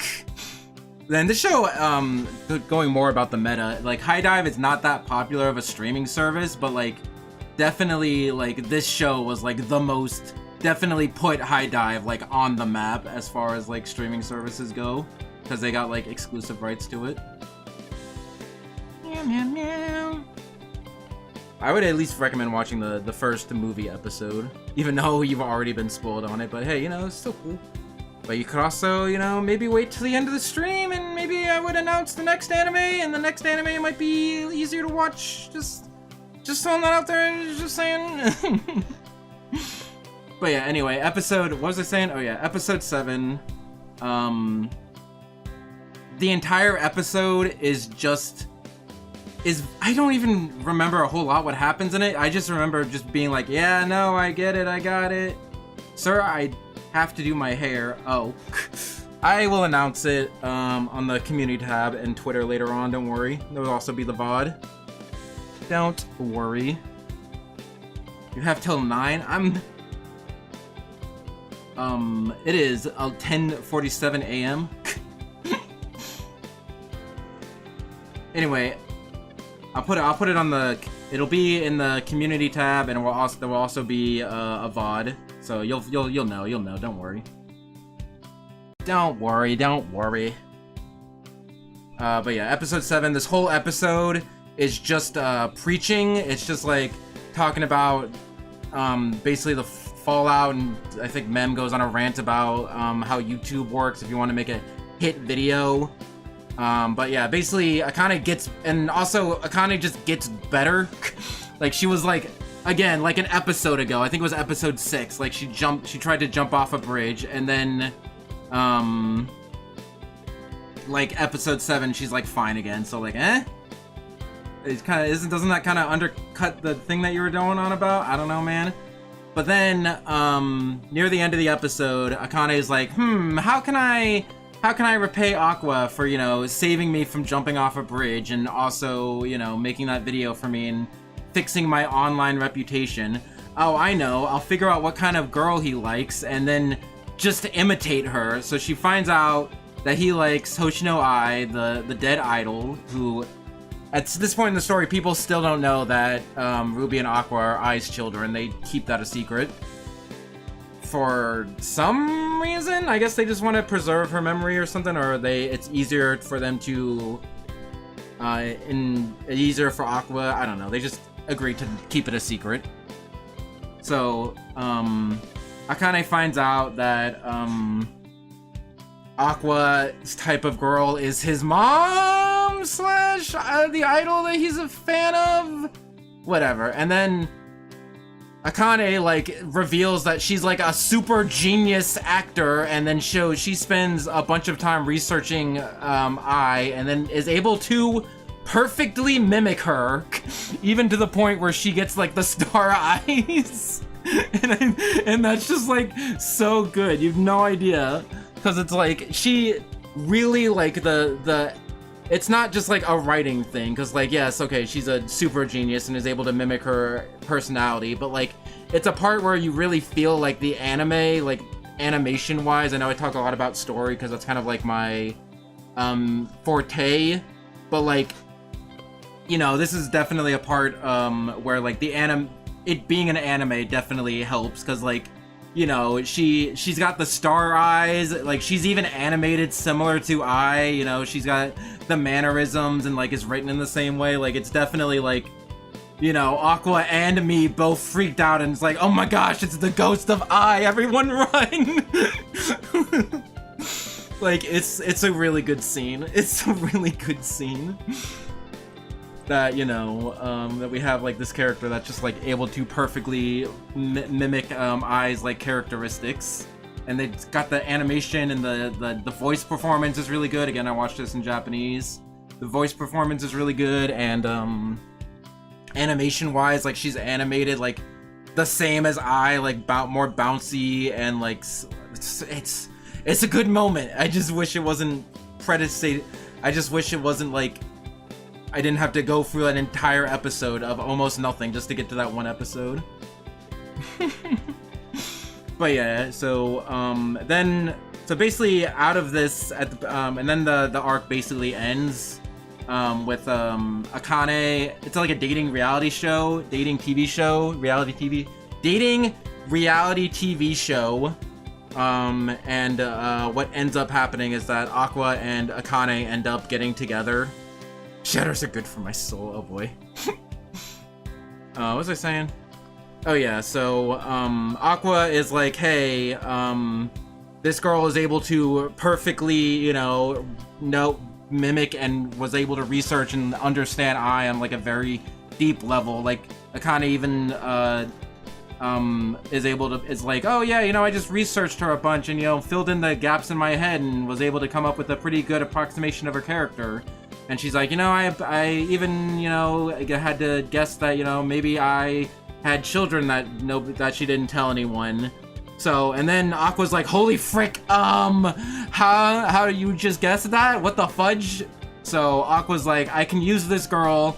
She is really good. She understands Ai a lot. So if I'm trying to, you know, find more information about Ai and find my dad, she is a good resource. So he ends the reality dating show with them hooking up, but they don't, like, actually hook up. They're not like an actual couple. Because they're like, oh, you know, it's just a, you know, reality dating show, you know, whatever, it's fine. We're not actually dating, it was just for the show. But Aqua just is somewhat, he just did it to get closer to Akane, and Akane thinks he did it just for the show, and they're gonna, you know, do whatever. It's just for the content. They smooched for the content. Gotta get those ratings up, you know what I mean, dog?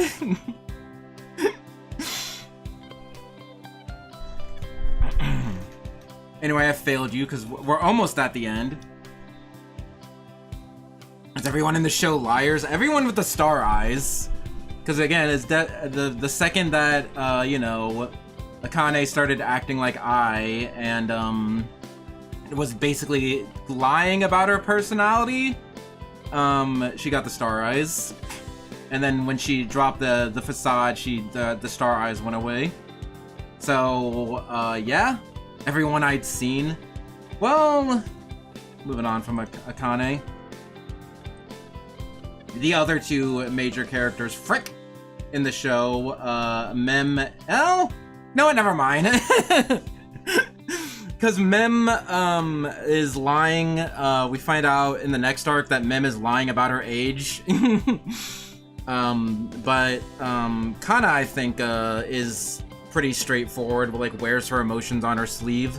Like, I'm pretty sure she's lying about being in love with Aqua, because there's a lot of like teen rom-com drama that happens when, you know, Kana finds out that Aqua and Akane are a thing, and then she gets really mad and bitter, and that's a whole big arc. But it basically just, it's dumb because like it's resolved as soon as she knows the truth. Like, it's based on a misconception, and it's a dumb rom-com thing.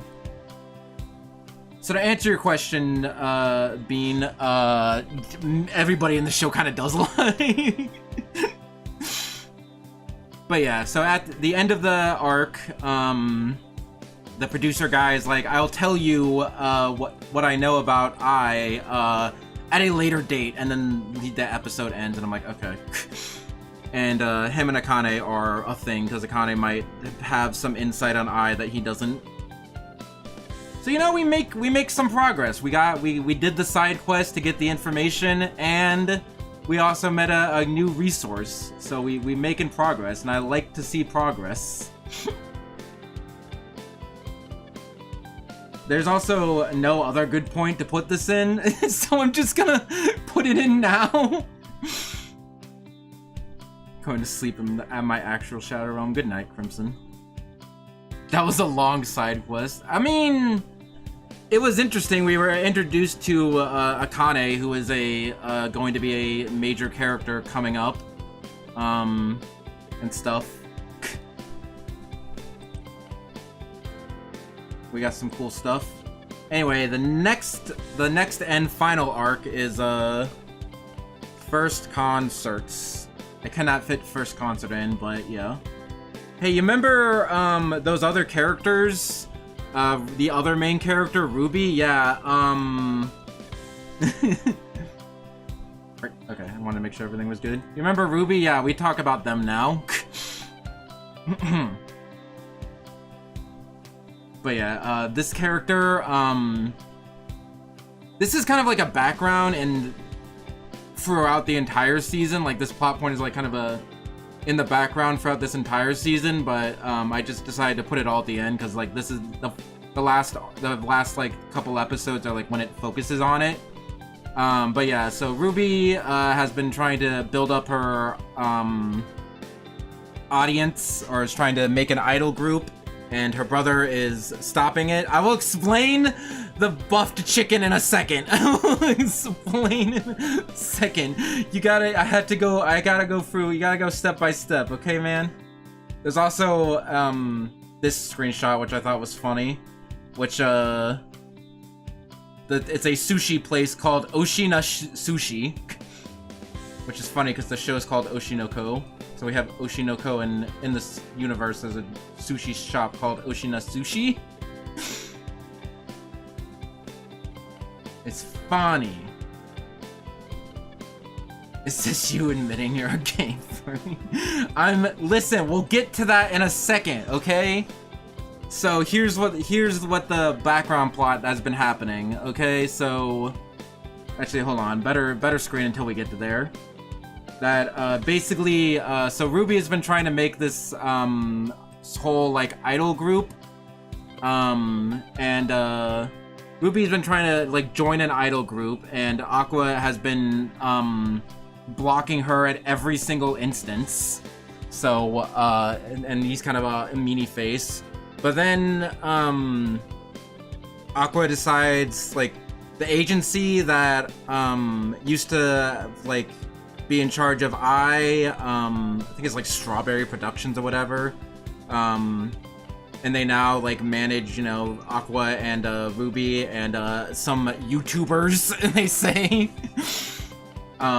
So yeah, that production is like, hey, we'll help you make a idol group, and Aqua's like, I guess that's okay. If it's in-house, I can keep a close eye on my beloved sister to make sure that she doesn't end up like I. So who's in this is Kana, who is like the child actor. She was basically like emotionally manipulated to joining the idol group against her will. Like like literally, I think it's like in episode like 7 or something. No, maybe not that. I don't know. It's somewhere like no. I think it's like, I don't know, because again, this whole arc is like in the background. I think it's in the first arc, like the show business arc, like after the TV drama. Aqua's like, hey, join my sister's idol group, and Kana's like, no, and he's like, do it, and she's like, no, and he's like, do it, and she's like, no, and he's like, do it, and then she's like, no, and he's like, do it, and then she says no, and he's like, do it, and then she says no, and then it just jump cuts to her signing a contract and joining the idol company. and Aqua explains that like he basically explains that like he was able to like understand her. He basically admitted to like emotionally manipulating her to join the idol agency, because he's like, oh, I know that she, you know, using my adult brain and expertise, you know, like he talks about like being a doctor and how he had to, you know, interact with a lot of different kind of people, so he's good at, you know, reading people and getting them to do what he wants, you know, because he's like a doctor or whatever. So he's like, oh, I know that, you know, Kana's the kind of person where if I just push her enough that she will eventually give in. And I'm like, that's not okay, dude. You can't do that. You can't. I mean, I know, like, he wants this idol group to happen. I mean, this is kind of a part where it's like, oh, is he doing it for good intentions, or is he just being an a-hole? Because, like, Kana kind of implies that she kind of wants to be an idol, but she's like, no, I need to focus on my acting career. But like, so it's like, I guess, and like also he Aqua wants this idol group to work out so he can keep an eye on his sister so she doesn't go and join a sketchy idol company. So he's kind of doing it for good reason, but like in practice, he's like just absolutely emotionally manipulating this child. Like, you remember, he's like a 30-something, you know, adult, plus, you know, however much time he spent as Aqua. So, and Kana is like 17. So, like, it's a little effed up. It's a little effed up. I mean, I get that they wanted her to be like more of a main character, and, a way to do that was to get her to join this idol group. You applaud him? What do you mean? Why do you not like Sage in Sonic Frontiers? Because she's evil, but like Aqua just straight up like psychopathically emotionally manipulating people to do what he wants. That's fine. You applaud that. That's whatever. That's fine. That's crazy. That's absolutely crazy.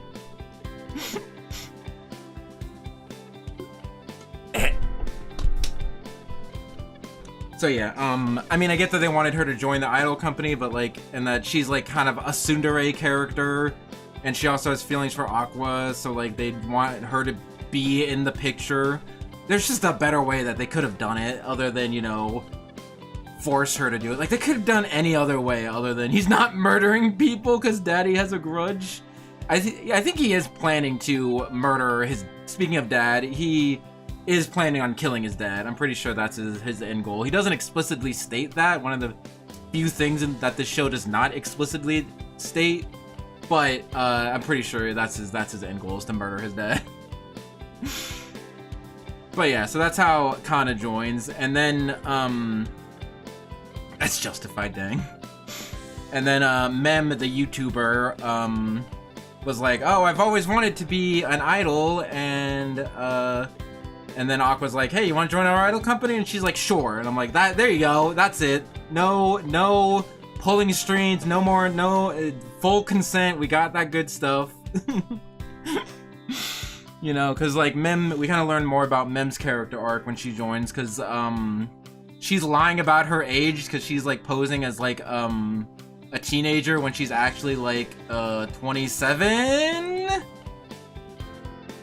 The Mal page does not list her age, but yeah, she's like 27 or whatever. And the reason that she did that is because the reason that she ended up that way is because in high school she wanted to pursue an idol career, but then like her mom got sick, so she had to drop out of school and get a bunch of like random jobs in order to, you know, help pay for everything. And then by the time her mom was better, she was like 20. So then she's like, I guess I can, instead of, I could go back to school. I mean, I don't know. I'm too old to be an idol. I don't know. Because, you know, another thing about idol culture is that, you know, 20 is old. So, what she decided to do was to start a YouTube channel posing as a high schooler, and then it just kind of got away from her, and now that's just the lie that she puts out, which makes me think that, I mean, yes, the stars are like I think the stars are more related to I more than lying, because like she's lying about her age and lying to like everyone to be a famous YouTuber, but like she doesn't have the stars in her eyes, so I don't know. So yeah, but she's like, yeah, no, now I'm too old to be an idol, so I guess I'll be a YouTuber. So then when Aqua comes and like, hey, do you want to join our idol agency, you know? And then he finds out about her age and they're like, oh yeah, we can lie about it, you know? I know firsthand that lying is what it takes to be a good idol, ha ha ha. You know, ha ha ha, we like to lie with idols over here. So, I don't know, man. Works really well. Yeah, I will say, it works. I think it's not as big of a lie as I have 2 children, but you know, I think it's interesting, you know, social commentary about, you know, just idol culture and putting pressure on these kind of standards. And I think it's also might just be a commentary on how women feel pressured to lie about their age, just like in general. So, interesting commentary. We like Mem. We are Mem enjoyers. I will subscribe to her YouTube channel. I'm surprised that she doesn't have like a real YouTube channel, because I know that they made like a real like Twitter account for like promotion of this show, and a lot of other shows do the similar things. So I'm surprised that they didn't like put out a YouTube channel and make a bunch of fake videos of Mem. I'd watch that. I watched that. I also don't know what's going on with her devil horns, because she usually has devil horns, like just like as seen in this shot, but like sometimes she just grows like a tail and wings sometimes for like comedic effect. It's really weird. But yeah, so all these other characters are very complicated, convoluted. Aqua has a lot going on, you know. Kana has feelings for Aqua, and also has trauma about being a child actor. Akane has all these things about being harassed online. Mem is lying about her age and has trauma, but Ruby is kind of, despite like being one of the main characters, Ruby's a little like one-dimensional at this point in the story, because like she's still like, again, her story is, what is there is good. Like she wants to follow in the footsteps of and also she wants to live out the life that she couldn't when she was a sick and dying child. So like, it is good, but there's just like, compared to all the other characters, she's a little bit one-dimensional. Blah, blah, blah, blah, blah. I'm kind of reading my notes out of top order here. But you know how it goes. We're almost done. I might get it around 2 hours. So yeah, back to the main plot. We'll get back to these trio later. Oh yeah, the reason why I had this guy on the screen, I didn't forget, you almost forgot, is when it's just Ruby, before they get Mem, when it's just Ruby and Kana, They're trying to like establish themselves as like a idol group. And so they do, and they're like, oh, you should make a YouTube channel, you know, and then you can get subscribers that way. But then they're like, you know, we're never gonna get enough subscribers, you know, we're not we're not popular enough for that. This was like before they had Mem. So then like their production agency is like, hey, we manage a bunch of popular YouTubers, maybe we could have one of them promote you. And so they're like, sure, let's do that. And then this guy shows up.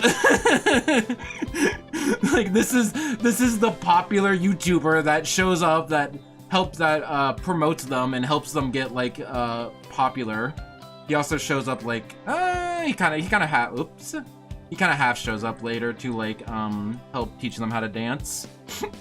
So yeah, I don't know. He runs a fitness dance channel. And so that's why he's in the show. He's a funny character. He's a funny character because he's just like, I want him to promote me too. Oh boy. Nobody let Dom watch this stream. We're talking about sucking on big boobies, and now we talking about ripped bulging men.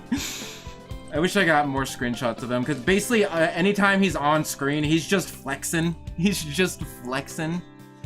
And it's really funny. And he also has this like really like comically high-pitched voice. He has like this Mickey Mouse voice that he uses, like, hey guys, I'm gonna be teaching you about exercise. Something like that. Hey guys, you wanna get swole?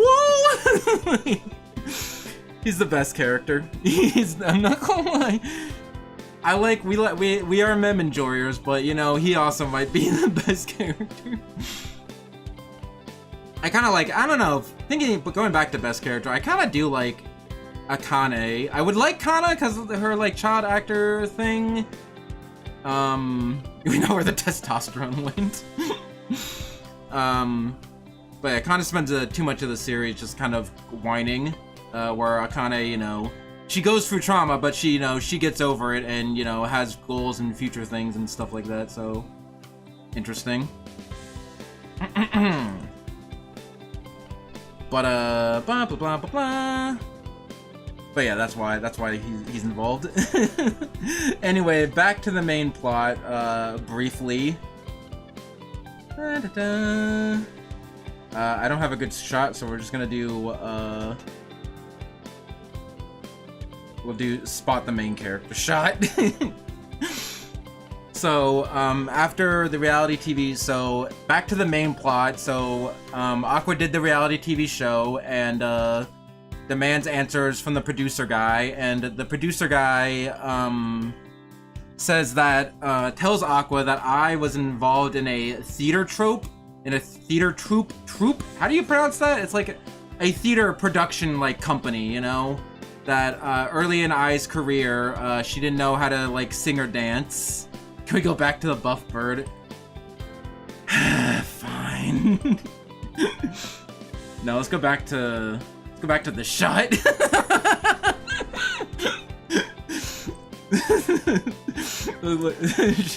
I don't like this face. She mocks me with her smug aura.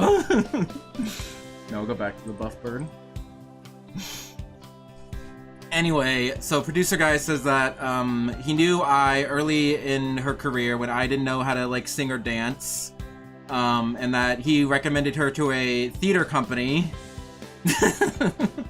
He recommended her to a theater company,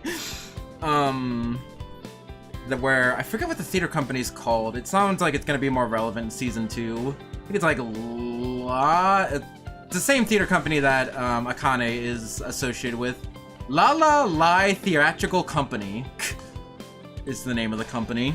But basically they are like a big famous theater company that, you know, raises a bunch of cool, good people. Like, they made Ai into a great idol that she is, and also Akane is also like a super genius, so it's like a very high-end production, and that's another way that Akane is tied into the main plot. Which is actually kind of cool now I'm thinking about it. That Akane shouldn't theoretically be tied to the main plot, because she's not involved in, like, like the idol or whatever, but like she does have information about I, and she is in the same like theater troupe as I was. So yeah, producer guy says I was involved in a theater troupe, and and he thinks that is probably where she met their dad. Again, he doesn't know, but he's like, hey, you know, she came back, you know, looking older or whatever, like weird creepy thing he said. Like he just was like, it was basically just implying like, yeah, she did the dirty. She did the dirty sometime during that point. Or like at least met them. So now we have a future direction to go in with Aqua. But that's kind of like pushed in the background because this last arc is just dedicated to the first concert, which is Ruby, Mem, and frick, Kana's whole character. I'm really bad at remembering names. I do have a list, don't worry about it. This is where this shot comes from, where they're talking about, you know, oh, you should be a singer, and I don't know, is blah blah blah, whatever, you get the idea. And I kind of talked about it, joined because she was manipulated against her will. Mem joined because she wants to be an idol. It was her childhood dream. Ruby wanted to join because, you know, she wanted to live out her dreams that she couldn't do in her previous life. And then at the end, they all do a little concert. I mean, there's a lot that goes in that's between the concert and not. Like, I would say the last arc is kind of like the weakest, sadly enough. Because a lot of the arc is just Kana just being, oh, woe is me. Like, they're like, oh, you should be the center in our idol group. And she's like, I can't be the center. I'm a failed child actor. Which, again, legitimate concern, but she whines a lot about it when, you know, and then she's like, I'm not good at singing. You guys do singing. And then she's like actually really good at singing. And then she's also sad and mad at Aqua because Aqua has a girlfriend, but it's just a business relationship, and she doesn't know that. And then also Aqua was like posing as a buff bird guy because he wanted to train them to dance and prepare them for their concert. There's a lot of like little tiny like melodrama stuff that happens in this arc that I'm not it was okay. It's okay. I do, it ended in a good way, where, you know, they're all motivated to be idols, they're just doing a small little concert, and Kana actually, you know, gets some confidence, because, you know, she just had absolutely zero confidence that she was ever going to do anything with her life, because she's like, oh, because it's still, like, stuck in her head that, like, she's a child actor and, you know, a washed-up child actor and can't do anything else with her life. But she actually does development, and, you know, she does a really good first concert, and she gets determination to, you know, be better, and then at the literal last episode, I forget who it was, I think it was Mem, finds out that Kana's mad at Aqua for no reason, and Mem just basically says, Aqua and Akane are only dating for business reasons, and Aqua's like, yep, and then Kana's like, oh, I guess I had no reason to be mad then. Lol.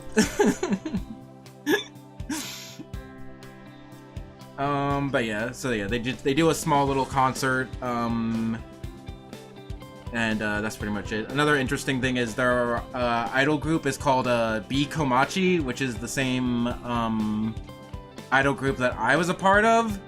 Komachi is a very common, like, word in street addresses. So, I don't know, that's a very weird name for an idol group, is B Komachi. Because Komachi just means, like, small town, and when I lived in Japan, that was, like, every other street address had Komachi in it. So, I don't know, I guess that's the point, is that it's kind of generic, but it's about an idol group in the Gap Moe or whatever, I don't know, man. Meow, meow, meow, meow. And then season ends, and the last episode is actually really good because, yeah, so they do their little concert, and then the season, the last episode just kind of is basically just entirely dedicated to, It's just basically entirely dedicated to here's what's coming up in season 2. So, that's... Hello? I'm running out of steam. We're nearing the end. But yeah, I really like as much as the last arc was a little disappointing. So I gotta go try to say, don't worry about it. You can watch like the last like 10-15 minutes of the VOD later, don't worry. Take care of yourself. But yeah. So the arc in this last arc in general was kind of like, they just kind of ran around. It was like, oh, woe is me. And then just to make this idol group, and also a lot of this plot was happening in the background, and I think it would have kind of been better to just keep it in the background until it got more interesting. My bean. But I don't know. Yeah, I guess they wanted to like I don't know, because it was also like this way in the manga, so I was just thinking like, oh, they wanted a way to end season 1 with an idol concert, but it wasn't. This was also in the manga too, so I don't know, man. But anyway, the last episode is really good and got me super hyped for season 2 because it kind of just teases the next season and shows the kind of character arcs that are gonna happen. Because you know, they get invited to do a 2.5D stage production, which is it's like a live stage play adaptation of a popular like manga / anime. It's not a TV drama, it's a stage play, which I do like the different varieties that we have here.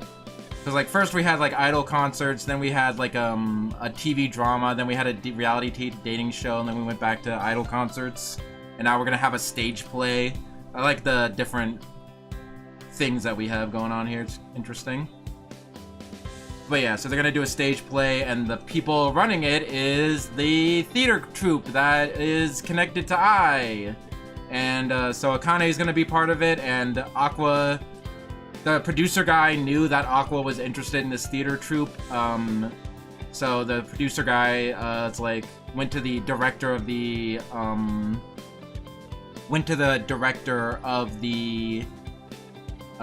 play, like the stage play, and was like, hey, I know a guy I know an up-and-coming actor that might be a good fit in this role. So yeah, Aqua and Akane, and I think Kana too. Kana also got involved somehow. All three of them are gonna go do the stage play, and you know, we get a hint that, you know, Kana and Akane are kind of rivals. This is the part that doesn't make a lot of sense.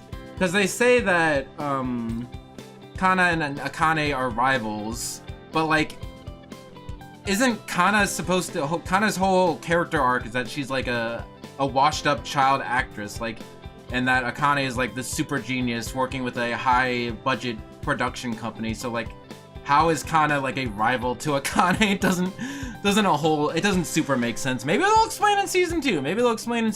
Like, I don't know, but either way, there's definitely and also they both have feelings for Aqua, so that's definitely, you know, we have a love triangle in there. And, you know, Ruby is still wanting to be an idol and whatnot. So, you know, I will say, and then that's where the show ends, that's where season 1 ends. So I'd have to say, you know, I'm very interested, you know, like, you know, now that I've kind of accepted the show's documentary nature, you know, it's interesting. I've never heard of a 2.5D stage production. Apparently, it's just, like a stage play production of, like, an anime or manga, but, like, with a lot of special effects. Like, you know, fire shooters or whatever. Projectors. I think that in the show, they specifically mention, projectors and, like, fire shooters and, like, it's like a 4D movie, basically. It's basically what they're trying to say. It's like a high budget, like 4D, like stage play. So I think that'll be interesting. But that is it.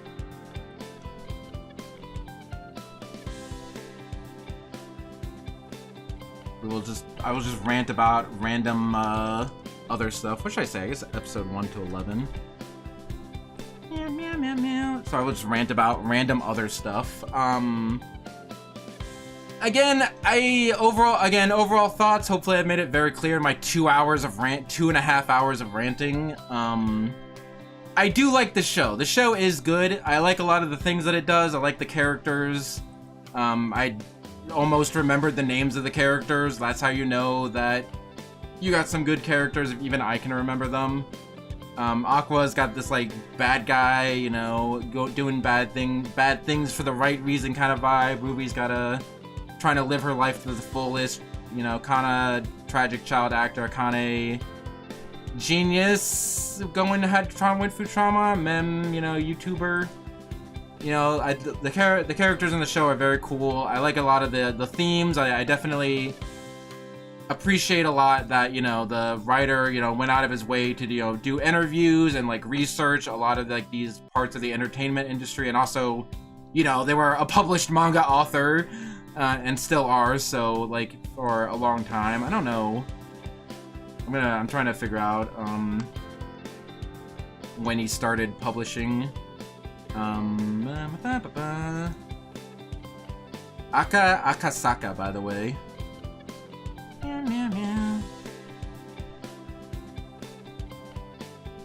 Yeah, 2010, which was his first published doujinshi.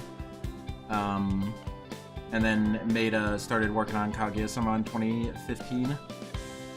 And then made Oshi no Ko starting 2020.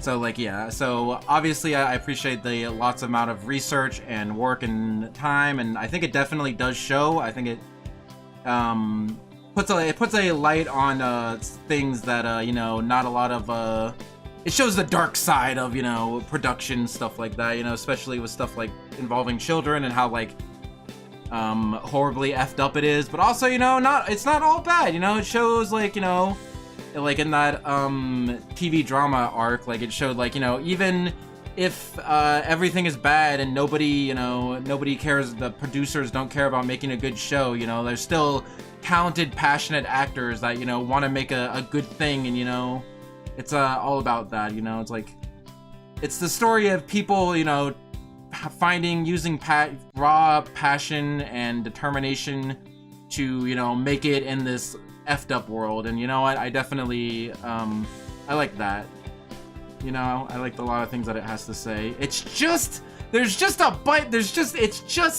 I just think the pacing could use some work, you know. Like, the show beats you over the head with its plot points. Again, you know, I talked about how like they literally say, like, you know, earlier I was saying like, oh yeah, you know, Aqua disguises himself as the buff guy because Kana isn't trusting of him, and they like actually just spoil that plot point. Like, Ruby and Mem are having a conversation, and they're like, oh, is that I forget the buff guy name. I think his name's like Pion or something. Pion is his name. They're like, oh, is that really Pion? He has a similar structure, you know, to Aqua. So like they literally, and then like 2 seconds later they reveal, oh yeah, that is Aqua. So like, why would you spoil that? Why, like, they either spoiled the reveal before the reveal happened, or they decided to reveal it like twice. And then they did, just in case you didn't get it, they did it a third time where Kana like figures it out. So like, what? It's just like really dumb like decisions like that, where like they just decide to like really beat you over the head and make sure you get the point and make sure that you understand what's happening. And it's just like, ugh. And also, a lot of the pacing, it has an issue. Like, I mean, I still enjoyed the show. The characters are good. Like, I've obviously liked the show. I would say overall liked the show. But like, there were some episodes that were really hard to get through because like, they were just like, I was just like sitting there watching the show, having a good time, and then they just pause the episode to monologue for several minutes at a time. You know? And so that's my job. It's my job to monologue by myself for 2.5 hours. It can't be taking my job. That's crazy.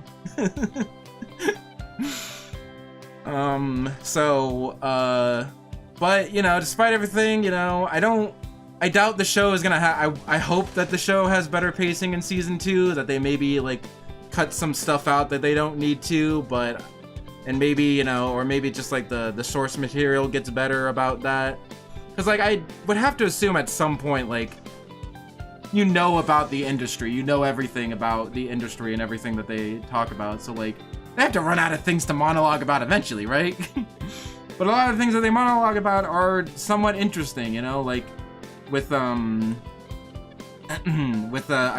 you know, getting depressed about, you know, like having online harassment really affect her mental state. Like that's really cool, but they just went in a little too hard. They really, you know, beat you over the head and made sure you understood that she was depressed. It's just like, I don't know, I don't really see the show making any like big changes. I hope so, but I don't see the pacing being any better in season 2. But despite the pacing issues, I still enjoyed the show and everything it tries to do. And I think the last episode of season 1 was does a really good job of like getting me excited for season 2, because I'm like, ooh, I want to know how this like production, you know, stage play plays out, and you know, Aqua getting close to, you know, figuring out who his dad is, and you know, this love triangle going on, and more character developments with the characters, and you know, I'm excited for season 2. I will say I'm an Oshi no Ko fan.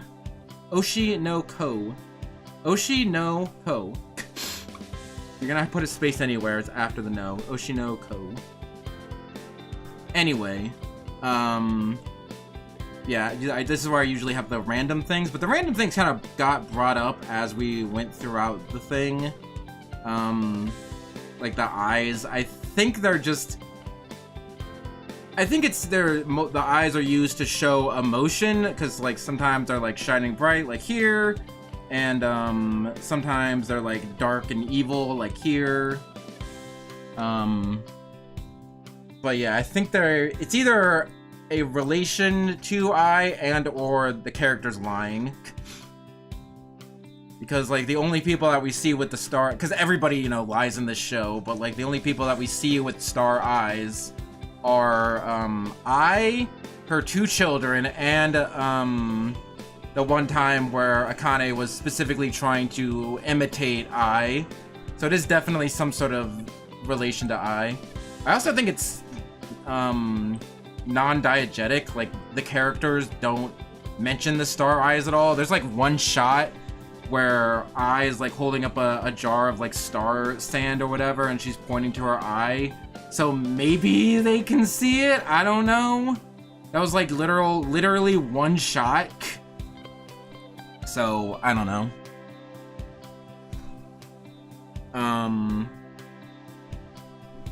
I was just thinking that reminded me of when she gets murdered.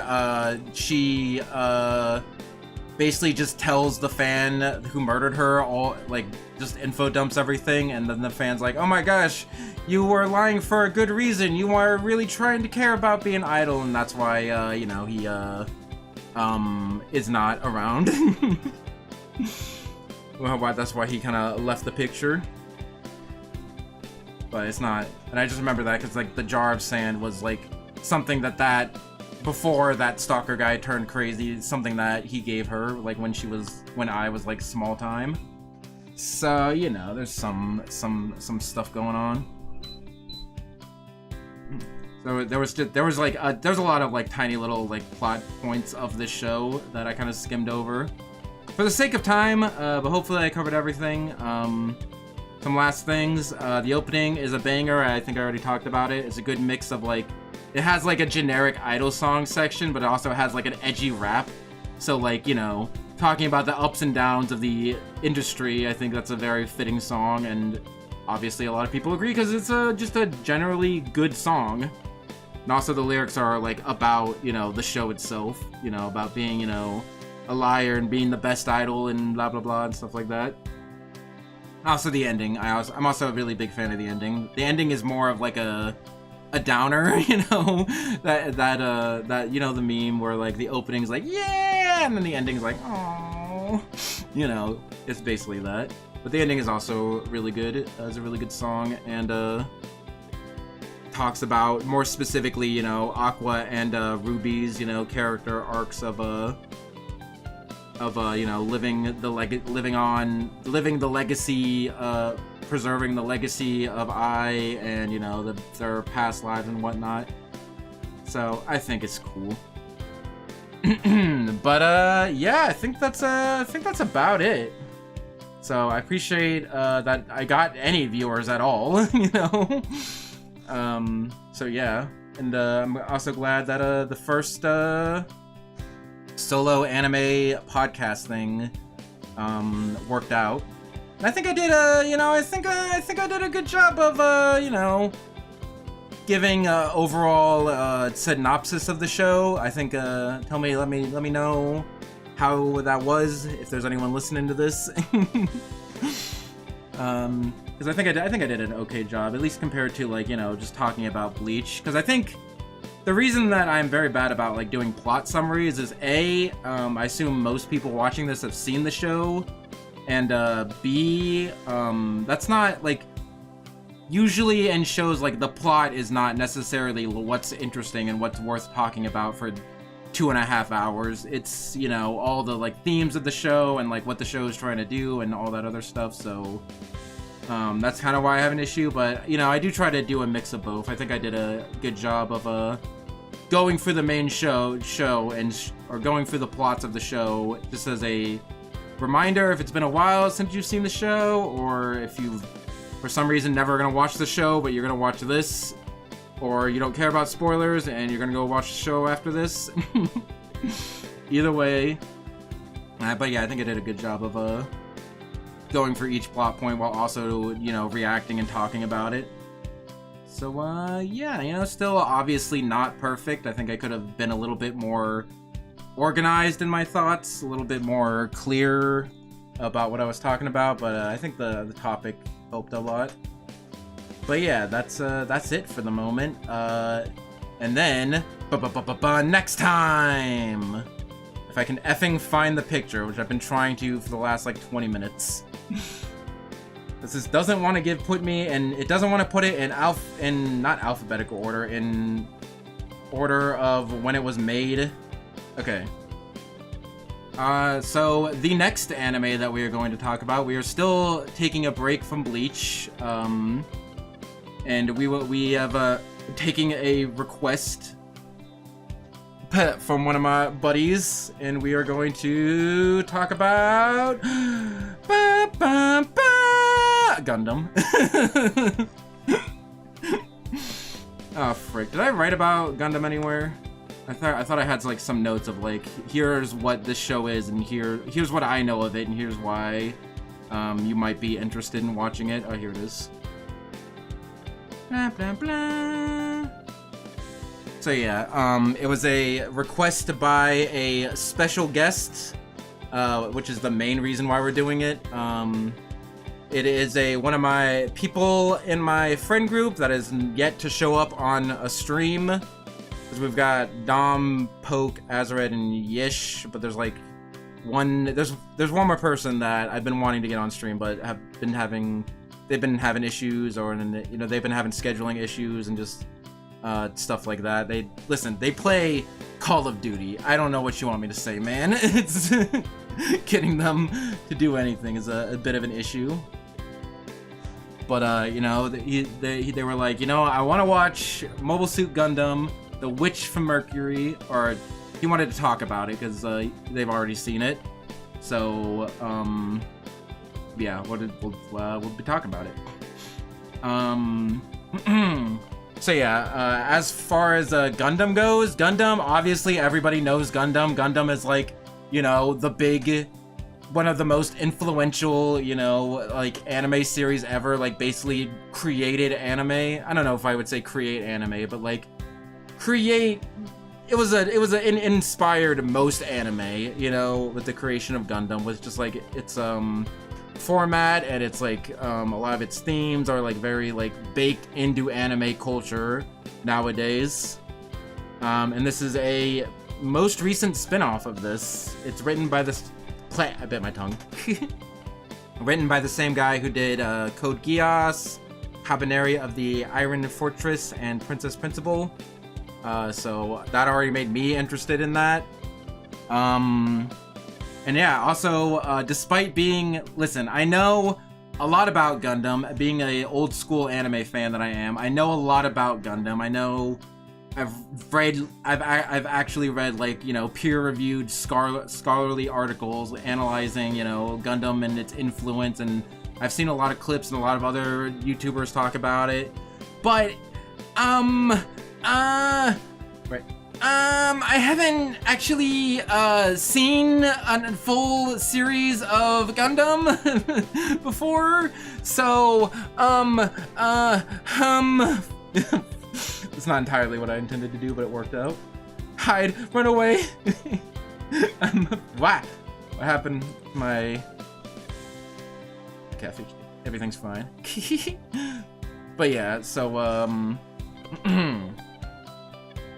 yeah, I think it will be, if you've never seen Gundam before, this will be a good time to jump in, because I've told you all that I know about Gundam, and I'm jumping in here. It's also apparently not connected to any of the other Gundams, because there's a lot of, like, alternate universes in Gundam, and this is just one of the alternate universes, so it's not connected to any previous Gundam thing. And it's written by the guy... I really should figure out what that guy's name is. But yeah, I like Code Geass and Princess Principal in particular. Meow, meow, meow, meow, meow. It's not this guy. Meow, meow, meow, meow. I'm losing it. Which from Mercury? Who wrote you? Who wrote you? I don't think you would say like writer, like the freaking series composition. That's the word I was looking for. Series composition Ichiro Okuchi. Ichiro Okuchi. He worked on Code Geass, Princess Principal, all that stuff. Also apparently worked on one of the Berserk movies. Oh, and Devilman Crybaby also worked on it. Series composition is basically like the lead writer. Like, not necessarily the guy who like writes all the dialogue, but like the guy who like overviews like, okay, this is what's gonna happen in the show and this is when it's gonna happen. Like, they're involved in like that overall plot of the show and like the pacing.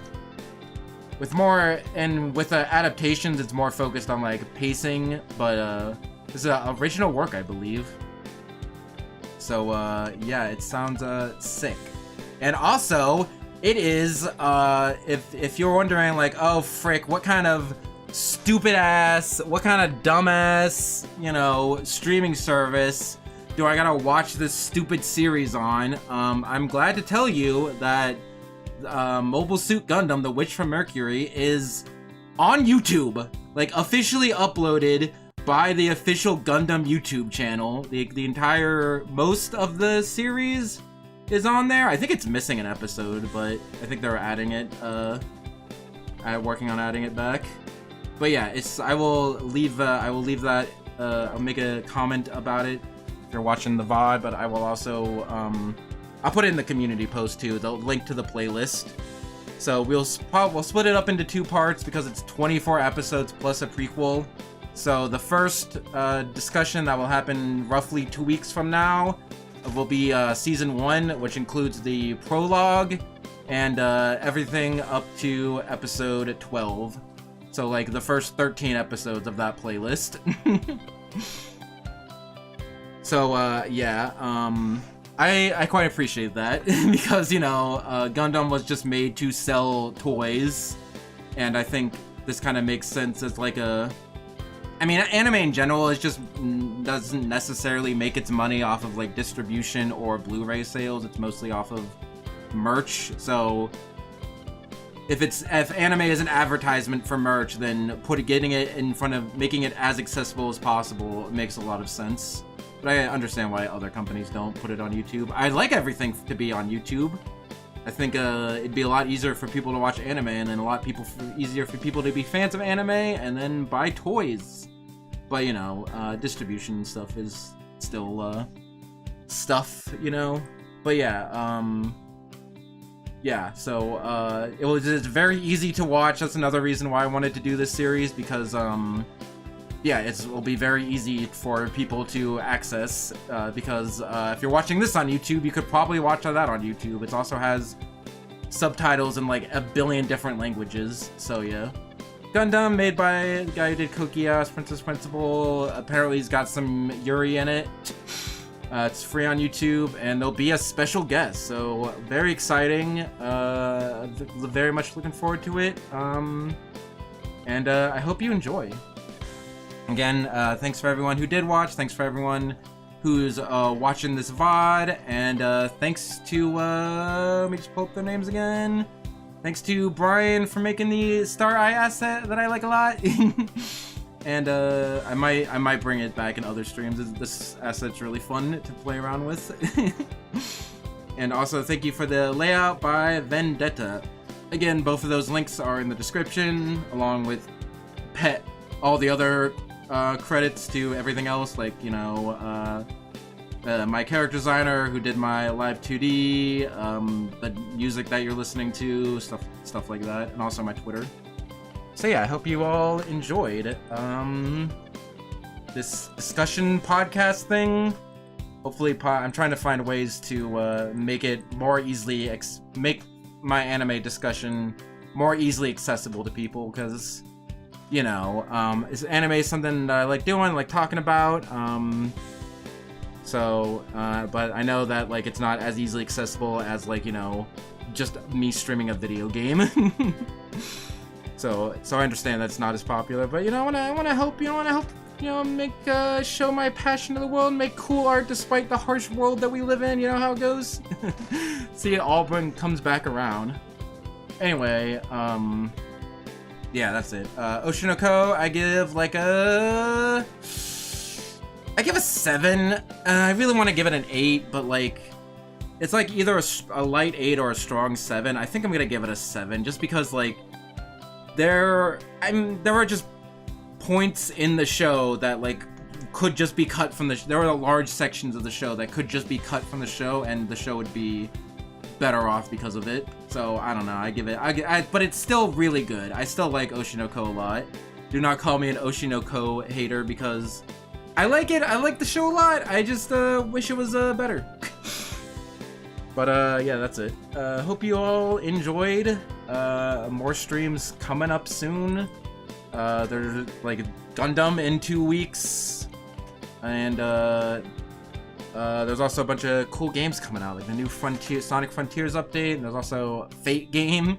Speaking of anime series, I have a lot to say about. I will probably be ranting a lot about Fate during that Fate game stream, so yeah, go check that out. Nobody watching this. But yeah, shout out to the VOD viewers. Shout out to the people who did show up. You know, especially Bean, who was didn't even watch the show, but still was, you know, coming here asking questions. Kid Astro also came in here, it was pretty cool. So yeah, now thank you for everyone who did watch. It means a lot to me, especially because this is not very popular, but I'm very passionate about it. So thank you for everyone who watched, and hope to see you all in the next discussion. And yes, obviously, unless something goes horribly wrong, I will definitely talk about Season 2 of Oshi no Ko, when it comes out, which it will be... I don't know if it has a date. It does not have a date. Does it not have a date? Now it's the 2nd season. No, they said there was gonna be a 2nd season, but they did not specify when that is gonna come. Probably in the next year or two. Anyway, hope you all enjoyed. And I like anime and manga, and I know what? I like Japan, period. Okay, goodbye everybody. Hope you all enjoyed. See you in the next one, and yeah, see you later. Have a good day, everyone. Stay fresh, cheese bags. I can't. Okay. Stay fresh, cheese bags.